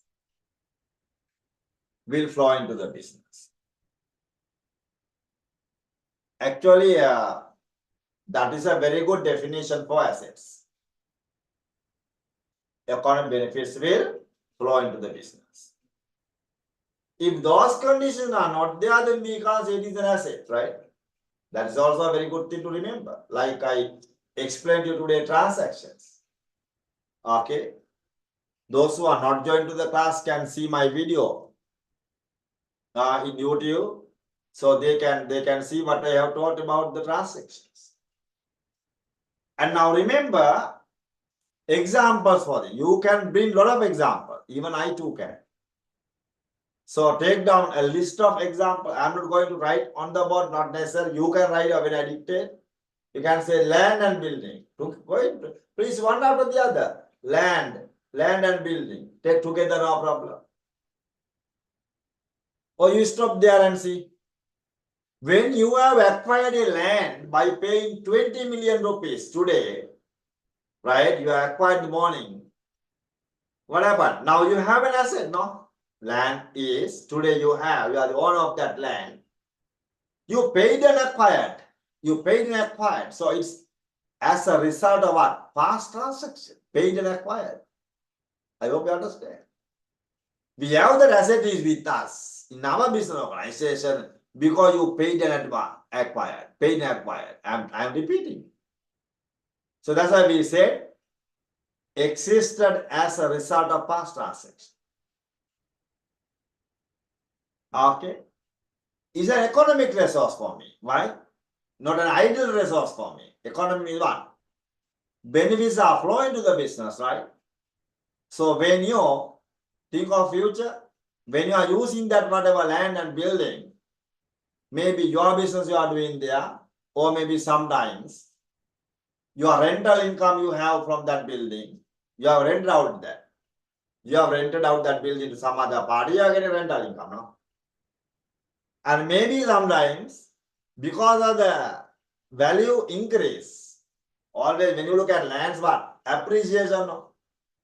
Lands are appreciated, not depreciated. So when land values are appreciated day by day, month by month, year by year, maybe after 5 years of time, you will be able to reevaluate or you will sell it and you will have another very good income. So future economic benefits will flow into the business. It is an economic resource to me. And I am controlling that. When I acquire a land, that is not mine, that is mine, that is not somebody else, my neighbor else. I'm the owner, it belongs to me. So I'm controlling it actually. I'm controlling it. So that's why controlling ability has to be there to an asset. For the definition, those things are to be included or compulsory. So with that first asset I explained you, when I acquire a land and building, how all these things are satisfied. What I have given in the definition. Oh, good. I am 100% in line with what? Sri Lanka accounting standards, Sri Lanka. Otherwise finish. Or anybody who is taking this subject needs to be in line with their requirements. their presentations and all. Okay, now second one, you write anything but land and building first. I'm going to give you example, a list of maximum that will be there in your papers. I think I'm not going to miss even a single asset or single thing from this list. Maximum I will be giving you here, that is for the entire lifetime. For the 2 years period also, I will not be giving any list hereafter. So land and building, second one, machineries. Machineries. Write down this quickly. Third one. Motor vehicles. Third one, motor vehicles.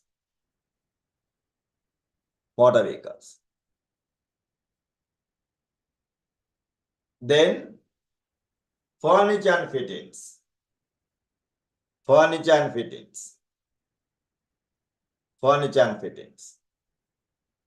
Motor vehicles, then furniture and fittings. Then you can say equipments. EQUIPMENTS,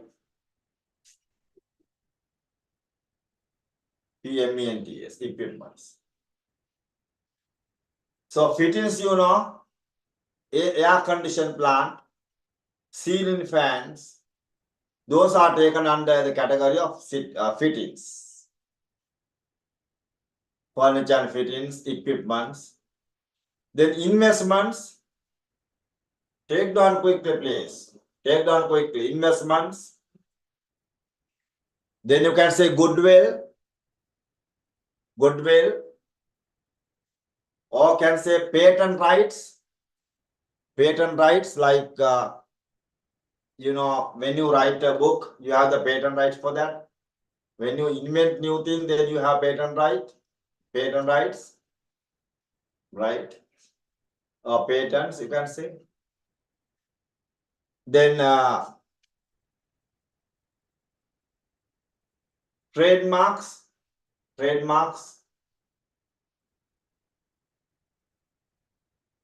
Then you have to say stocks or inventories within bracket.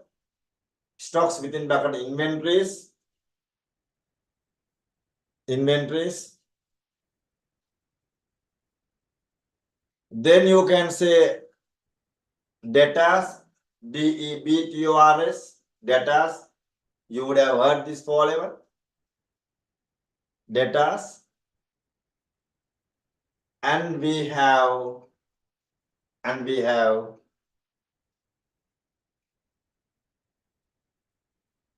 prepaid expenses.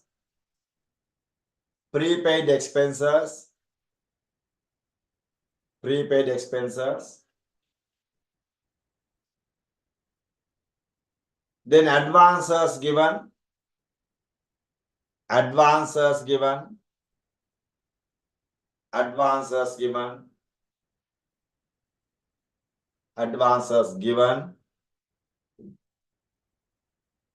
Then you can say income receivable.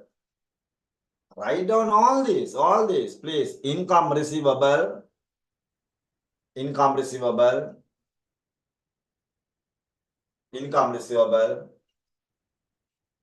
Then cash and bank.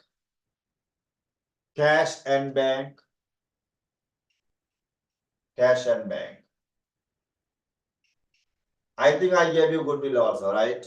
Well, I'm not writing, I'm not sure now. Goodwill I gave you, if not given, take down. Before what? Stocks. Before stocks and inventories, I believe I gave you goodwill. Okay. So everything I gave you from my knowledge, when I pay my attention to your past papers, I think those things they are covered nicely by the exam. They are in time. So anyway, if I miss something, it's goodwill. That's why I wanted to recheck with you. Okay. So put there what this goodwill before stocks. Right. I hope you got it.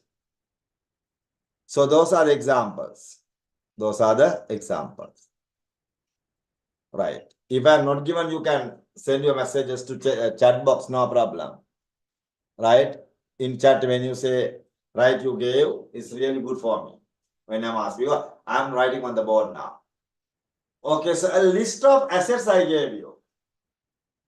If you refer that order, that is the order that you are supposed to write in your finance statements also. I'll be taking that one later, right? When I teach you finance statements accounting output, I will remind you why that order is there. So the same order I have followed in giving the examples also. You're nicely learning then, right? Nicely learning then, right? Okay, good. So in that order, you need to arrange your assets. You can't take lands at the end, taking the cash first, finish. Best practices are violated. Best practices are violated. Okay, frameworks are broken. Accounting conceptual frameworks are broken. So you can't do that. You have to be in the framework, the same framework, and even best practices have to be looked at. Right? Correct? Right. Then when it comes to asset, you know the definition, you know the examples. Somebody could ask from you, right? Uta, look here, or daughter, look here. You were in a class yesterday, I was listening, being at the veranda. Okay, your teacher was explaining to you very nicely, assets and all. Then what does it mean though? What are the conditions are to be satisfied in order to say an asset? Then you need to explain to them, this is an asset. This is how things are taken to the picture with the assistance of the CS Sri Lanka directions and the guidance. And also these are the examples that has been organized in a way according to them. Okay, you can't change this order also. That order must be followed. Now, having said that, let me move on to the board. Assets I am going to classify into different areas now. Got the point? So assets, if you take, see the board means assets. E-double-S-E-T is assets. I am going to classify this now in different areas, right? I have three bases to classify this. I have three bases. Or let me say two bases for the time being, enough, I believe, right? I am always very keen on your syllabus. Number one is, let me use this black color pen. You can say based on physical existence, right? I would like to classify the assets based on physical existence. And also here, let me say based on liquidity. Liquidity.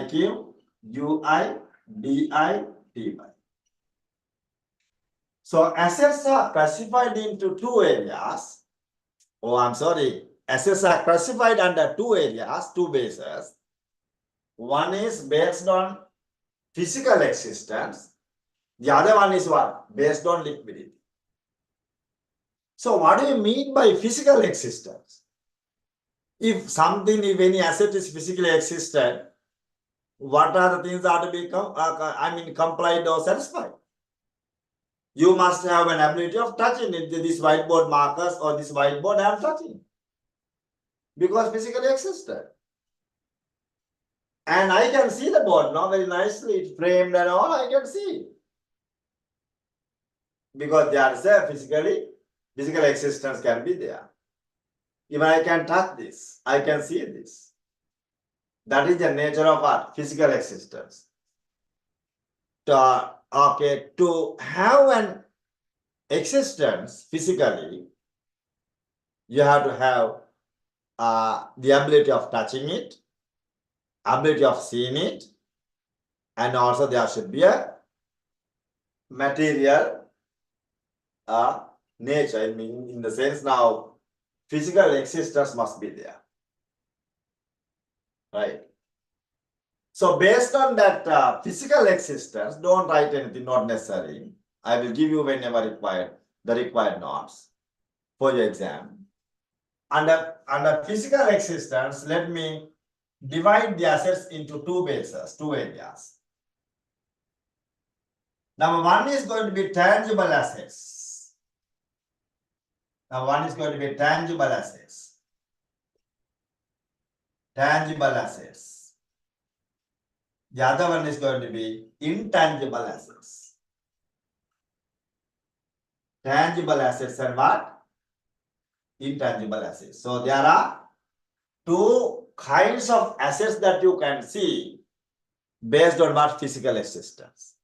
They are going to be tangible assets as well as intangible assets.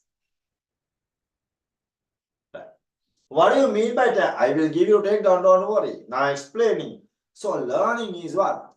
Listening is a very important part of learning. So first of all, listen to me carefully and then we'll be taking down a very good note. A summary note. Enable you to easily use. Now this time students are also getting ready with my notes. Easy for them. Nothing to waste so much of time. Now they are given up accounting. Why? Accounting paper at the end of the exam. No? Yeah, and before the exam accounting paper, there are 4 days, right? 4-5 days. Or nice, no? So entire syllabus can be hammered once again. Wonderful advantage. Well, a very material number of period is hours are there for them to cover up that again. So by that time, my note will be very much important. That's why I want to emphasize. Because very simple, short, and required things are there. Unnecessary things are not there. Speak to my previous students and see. I speak to my previous students and see. So tangible assets, if you look at, tangible means what? That assets we can see, we can touch, there is a physical existence. That type of asset on what? Tangible asset. Examples what? Let me write 2-3 examples, right? Number one, let me say lands. Number two, let me say motor vehicles, MV. Let me say stocks. Let me say cash. I can give you a lot of examples, but I have drawn your attention to these 4, not necessary to go for the whole list. So tangible assets are going to be the asset that we can see, we can touch, and that means because of that we see there is a physical existence. Physically existent. Tangibility means what? Those assets are physically existent, can see, can touch. Examples I brought to your attention. There are 4 examples I have given on the board. More than that, plenty of. Coming to intangible asset means, listen and see, intangibility means what? The opposite of tangibility. You can't see that asset. You can't touch that asset. That means that asset is not physically existent. Then how do you take that asset into your books of accounts without seeing, without touching? That means asset is not existent now anywhere, right? But remember, intangible asset, intangible asset, okay, is very important than what tangible, according to my understanding so far, my experience. Well, before that, let me write up examples, right? Number one example, I can say goodwill.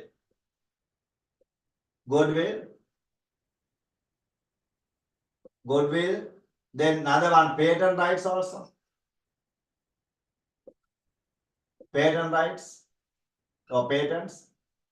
Then as I told you, trademarks. Those things are few examples for intangible asset.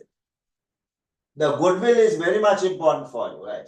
This is one of the key lessons, key areas under what partnerships. No past papers can be found out without goodwill adjustment. No past papers. So why this asset is very much important? Even for intangible asset, we have a accounting standard also. Why the CS Sri Lanka has paid attention more towards on intangible, because that much important, as I told you. You have land and building, you have furniture fitting, you have motor vehicle, you have machinery, you have stock. Everything is there cash even. However, those assets are there, I don't think that.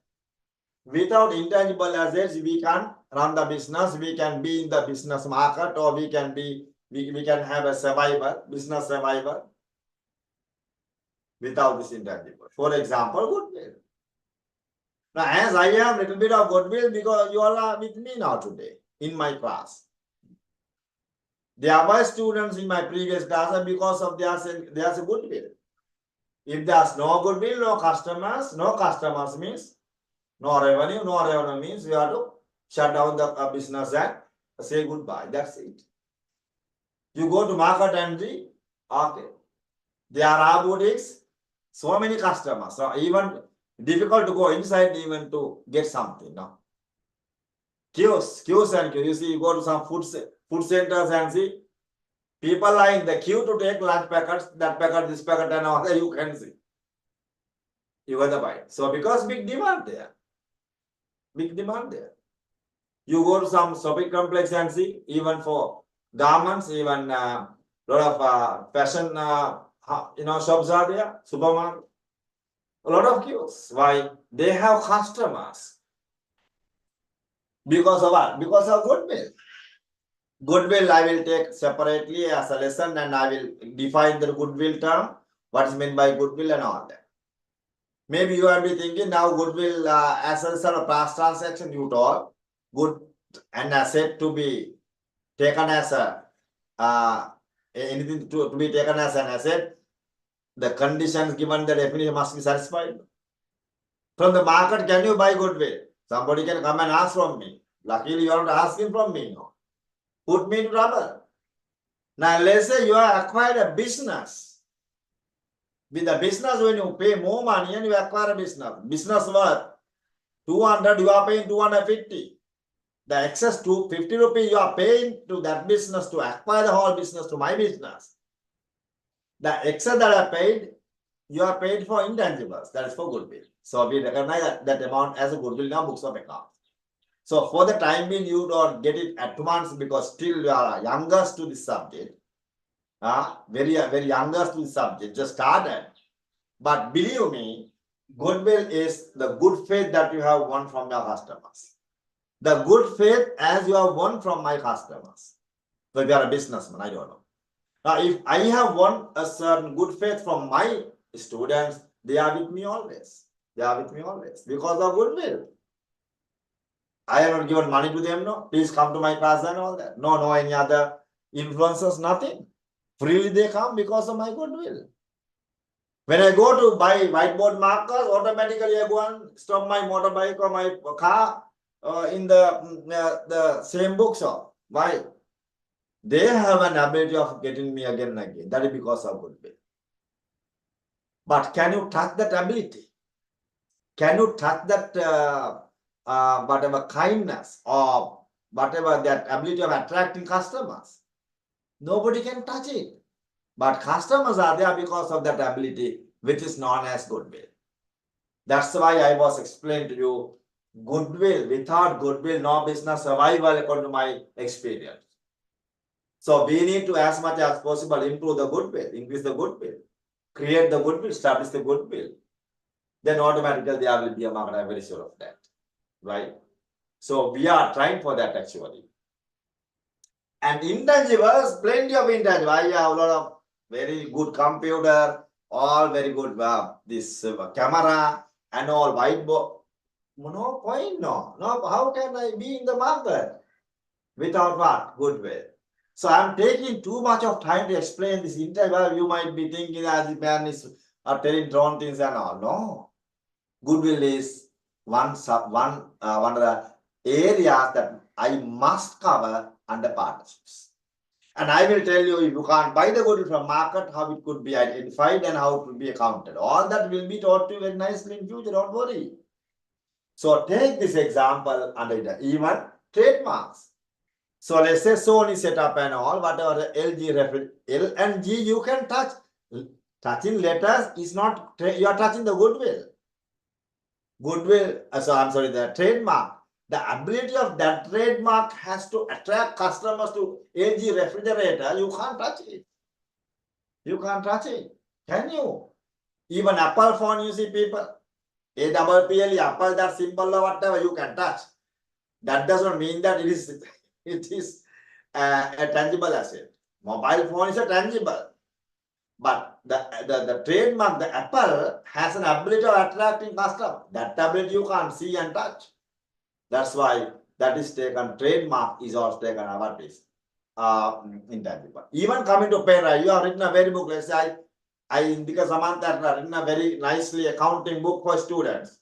Even without attending to classes, if that book is followed, definitely A plus. Definitely A plus. Let's say I have written a book. I'm the author of that book.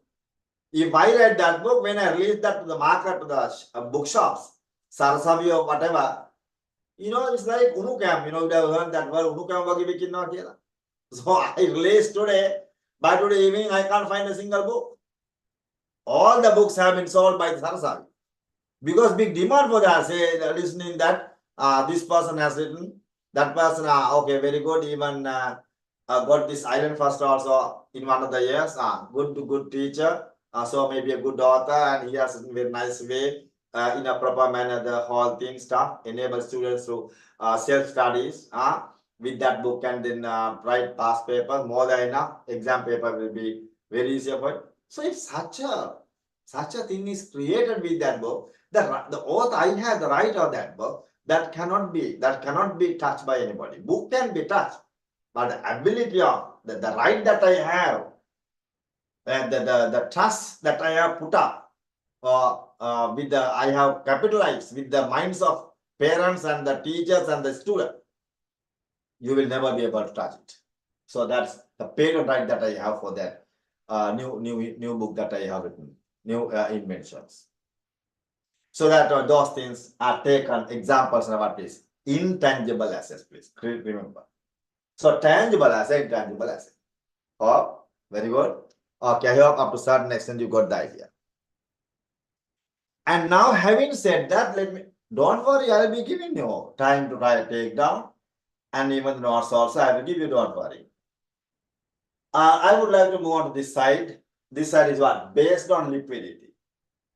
So before moving to the categories of asset all here, what is liquidity? What is meant by liquidity? Liquidity means an ability of converting any asset into cash. Nothing else. An ability of converting any asset into cash is liquidity. But when I say like that, just an ability of converting any asset into cash is a joke. You got the point? If I say like that, that's a joke. Why? Why do I say so? Because it can cheat somebody, giving wrong implication, wrong interpretation, right? So therefore, remember, an ability of converting any asset into cash without making any capital loss, that is the real liquidity. So let me add an adjective there. What adjective? An ability of converting any asset into cash without making capital losses. That is going to be the real meaning of liquidity. Let me take small example. Let's say I have a motorbike. I take small asset, right? Motorbike. Everybody is very familiar with that name, right? So that motorbike I bought at 175,000 those days. 170, now you can't. 175,000 I paid cash and bought it. Okay, those days I was doing a lot of classes. Going here and there. Because of COVID-19, whatever is COVID situation, we moved to this virtual classes. Really good actually. Those who actually want to learn, then they have facility, ability, all that is there. We are explaining clearly on boards, everything is given, handouts are shared, small wastage of all resources, but you are getting a very big value addition to your life. I say your life, right? To your life. Let's say I had a motorbike, I bought on 175 paid and purchase it. Now I have been using it now, but still good condition. But anyway, let's say I'm going to sell it at 30,000 rupees. Boy, under 75,000. So depreciation, even if you remove it, even now it looks nice and even can be sold, can be driven, everything or can be ridden. Motorbike no, can be ridden, no problem. But remember, roadworthiness is there, very good. All license, insurance, all that roadworthiness is there.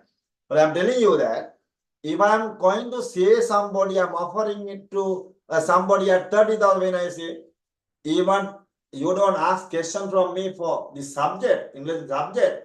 But when I say now, you say, no, okay, sir, I'm so and so, I'm living here. I'll come to get the motorbike. Today just start the class, give me 1 hour's time. I will run to your place and buy the car. I will take your motorbike. I will pay you 30,000. Very quickly you say. You see the conversion rate, ability. Within very short time, you can convert to cash. That is not liquidity.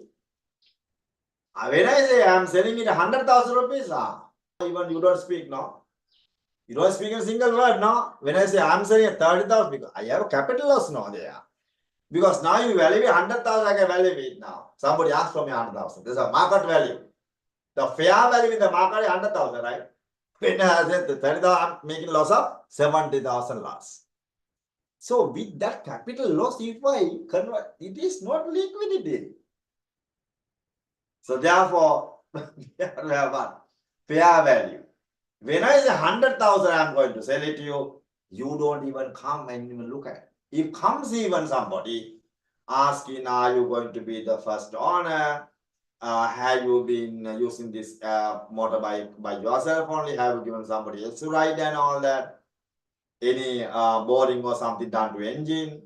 Can I start? Can I see if it start and see the sound of the engine? Can I have a round and 1,001 questions. 1,001 questions asking before buying it. Because difficult to when I am going to sell it at market price for the fair value of that asset, it is difficult to convert. That must be there in arriving at the liquidity. So liquidity means, remember, any asset, the ability of converting it into cash without what? Capital. I will be giving you takedown, don't worry, be hurry, don't be hurry, please. Listen to me first. Listening is very important, right? Very important. You are very beginners still, right? Very beginning of the program. Listen to me. That ability, that habit is very important. So therefore, I believe you understood with my small example, the practical example, what is meant by liquidity and ability of converting any asset into cash without making capital losses. So based on liquidity, let me divide these assets into same assets into 3 areas. Basically, I can say high liquid assets. High liquid assets. Right? Here, low liquid assets, LOW, not LAW, low liquid QID assets. Look at the board, please. Let me say no liquid assets. That means what? Some assets are there. They are high liquidity. Some assets are there very low liquidity. Some assets are there no liquidity. Some of the assets, high liquid assets. Fast conversion without capital losses. Some assets are there low liquidity. Some assets are there no liquidity. You understand? So high liquid assets are known as what? Current assets. Current assets, right? Let me have this whole bracket and see. Here, low liquid assets are known as non-current assets. Non-current assets. Whole bracket. No liquid assets are known as fictitious. FICTIOUS assets. Fictitious assets. So basically, we have 3 kinds of assets and what please? Based on liquidity. We have high liquid assets, we have low liquid assets, we have no liquid assets. If there's no liquid, these assets are known as fictitious assets. I will be explaining, don't worry. And if there's low liquidity, we can say non-current assets. When there's high liquidity, we can say current assets. So that's how assets are classified based on what liquidity, right? So based on physical existence and based on liquidity, we have different kinds of assets. Now don't miss out. I will giving you examples here. Okay. High liquid asset, example, usually very quickly we can convert it, comparatively very fast. So examples, let me write down here, stocks, debtors, cash. I brought 3 examples. Under low liquid, I can say examples, land. Then I can say machineries.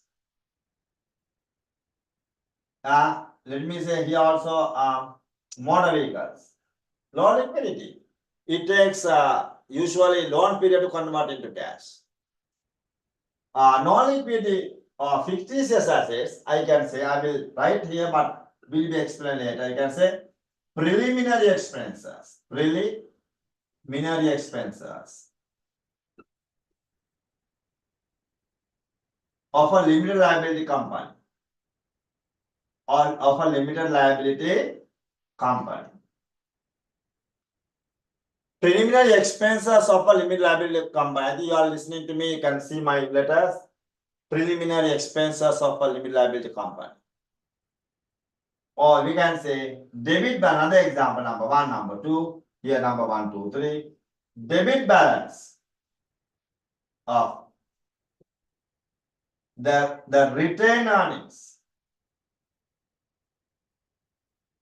of a limited liability company. So listen to me and remember please here what I have given here. Or the other day also I will be telling you. Preliminary expenses of a limited liability company. And the second example is debit balance. You can listen to me right now. Debit balance of the retained earnings of a limited liability company. Retained earnings of a limited liability company, when there's debit balance, that is taken as a fictitious asset. Fictitious. No liquidity means we will never be able to convert into cash, in simply. For the time being, understand. So everybody can take down this quickly, right? I can give you time for take down 2-3 minutes, right? I have given a definition of an asset. Even a list of examples I brought to your attention. Then here I have explained under what circumstances that we can classify the assets, under what criteria. So first criteria is physical existence, and second criteria is what? Liquidity. Based on physical existence, based on liquidity. So here take down this with examples quickly. I move from here a little bit this side, and you have the board. Please take down quickly as possible. Only small time I can give. I can give you more time. Quickly, please.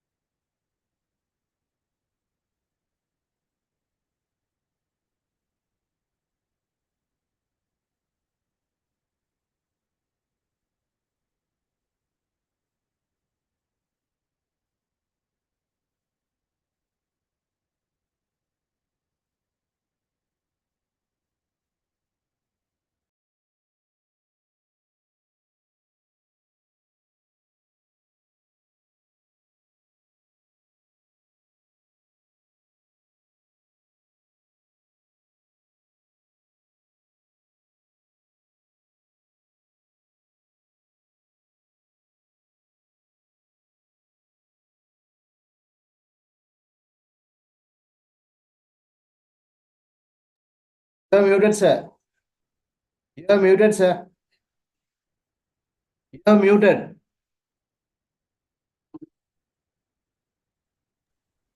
Okay, I think you have taken down this this classification into your books, right? If you can't read my letters here because small space, this is what no liquid assets, fictitious assets, preliminary expenses of a limited liability company, first example. Second one, debit balance of retained earnings of a limited liability company. I just repeated again because my handwriting is not good there. Anyway, I think you followed me and took down this. So my next day job is what? Giving you a small note on this. Small note on this. Take only 10 minutes. Required areas I explained, which you will be able to answer to your past papers and even the coming paper, 2025 paper. Okay. Today I don't think the time permits me to go ahead more and more because we have next class, 2025 advanced level theory class for business studies at 11 o'clock. Manoj Arachige sir will commence the lecture since 11 o'clock, sharp at 11. Please join to that class as well. And now aspect, what we can say is now we are going to say goodbye to 2023 tonight, midnight. And our accounting year ends also, 31st December. Very good day now, we had the class today. Really good. In most of the years, this does not come. Today, we are lucky enough to enjoy that one. Enjoy accounting on that in such a day, right? And we'll be welcoming 2024 since midnight today. And then, as I told you, permanent determination. A continuous attendance to classes, very much important. If you miss the note, I don't know. But luckily, you can listen to my same lecture over the Facebook. Even later on, even you can enjoy it. No, you can play it and get complete your whatever weaknesses, loopholes, and all that. Okay. So finally, wishing you all a very healthy, happy new year. New year says 2024 enabled you to meet your all wishes, all your targets, your objectives. So saying like that, let me wind up the class for the day. Wishing you a very pleasant day also, and hopefully meeting with my next lecture in the new year 2024 at the same time.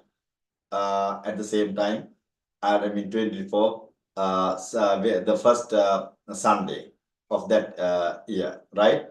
Okay. Goodbye. Join with the next class with Mr. Manoj Arachige as well. Okay. Thank you all.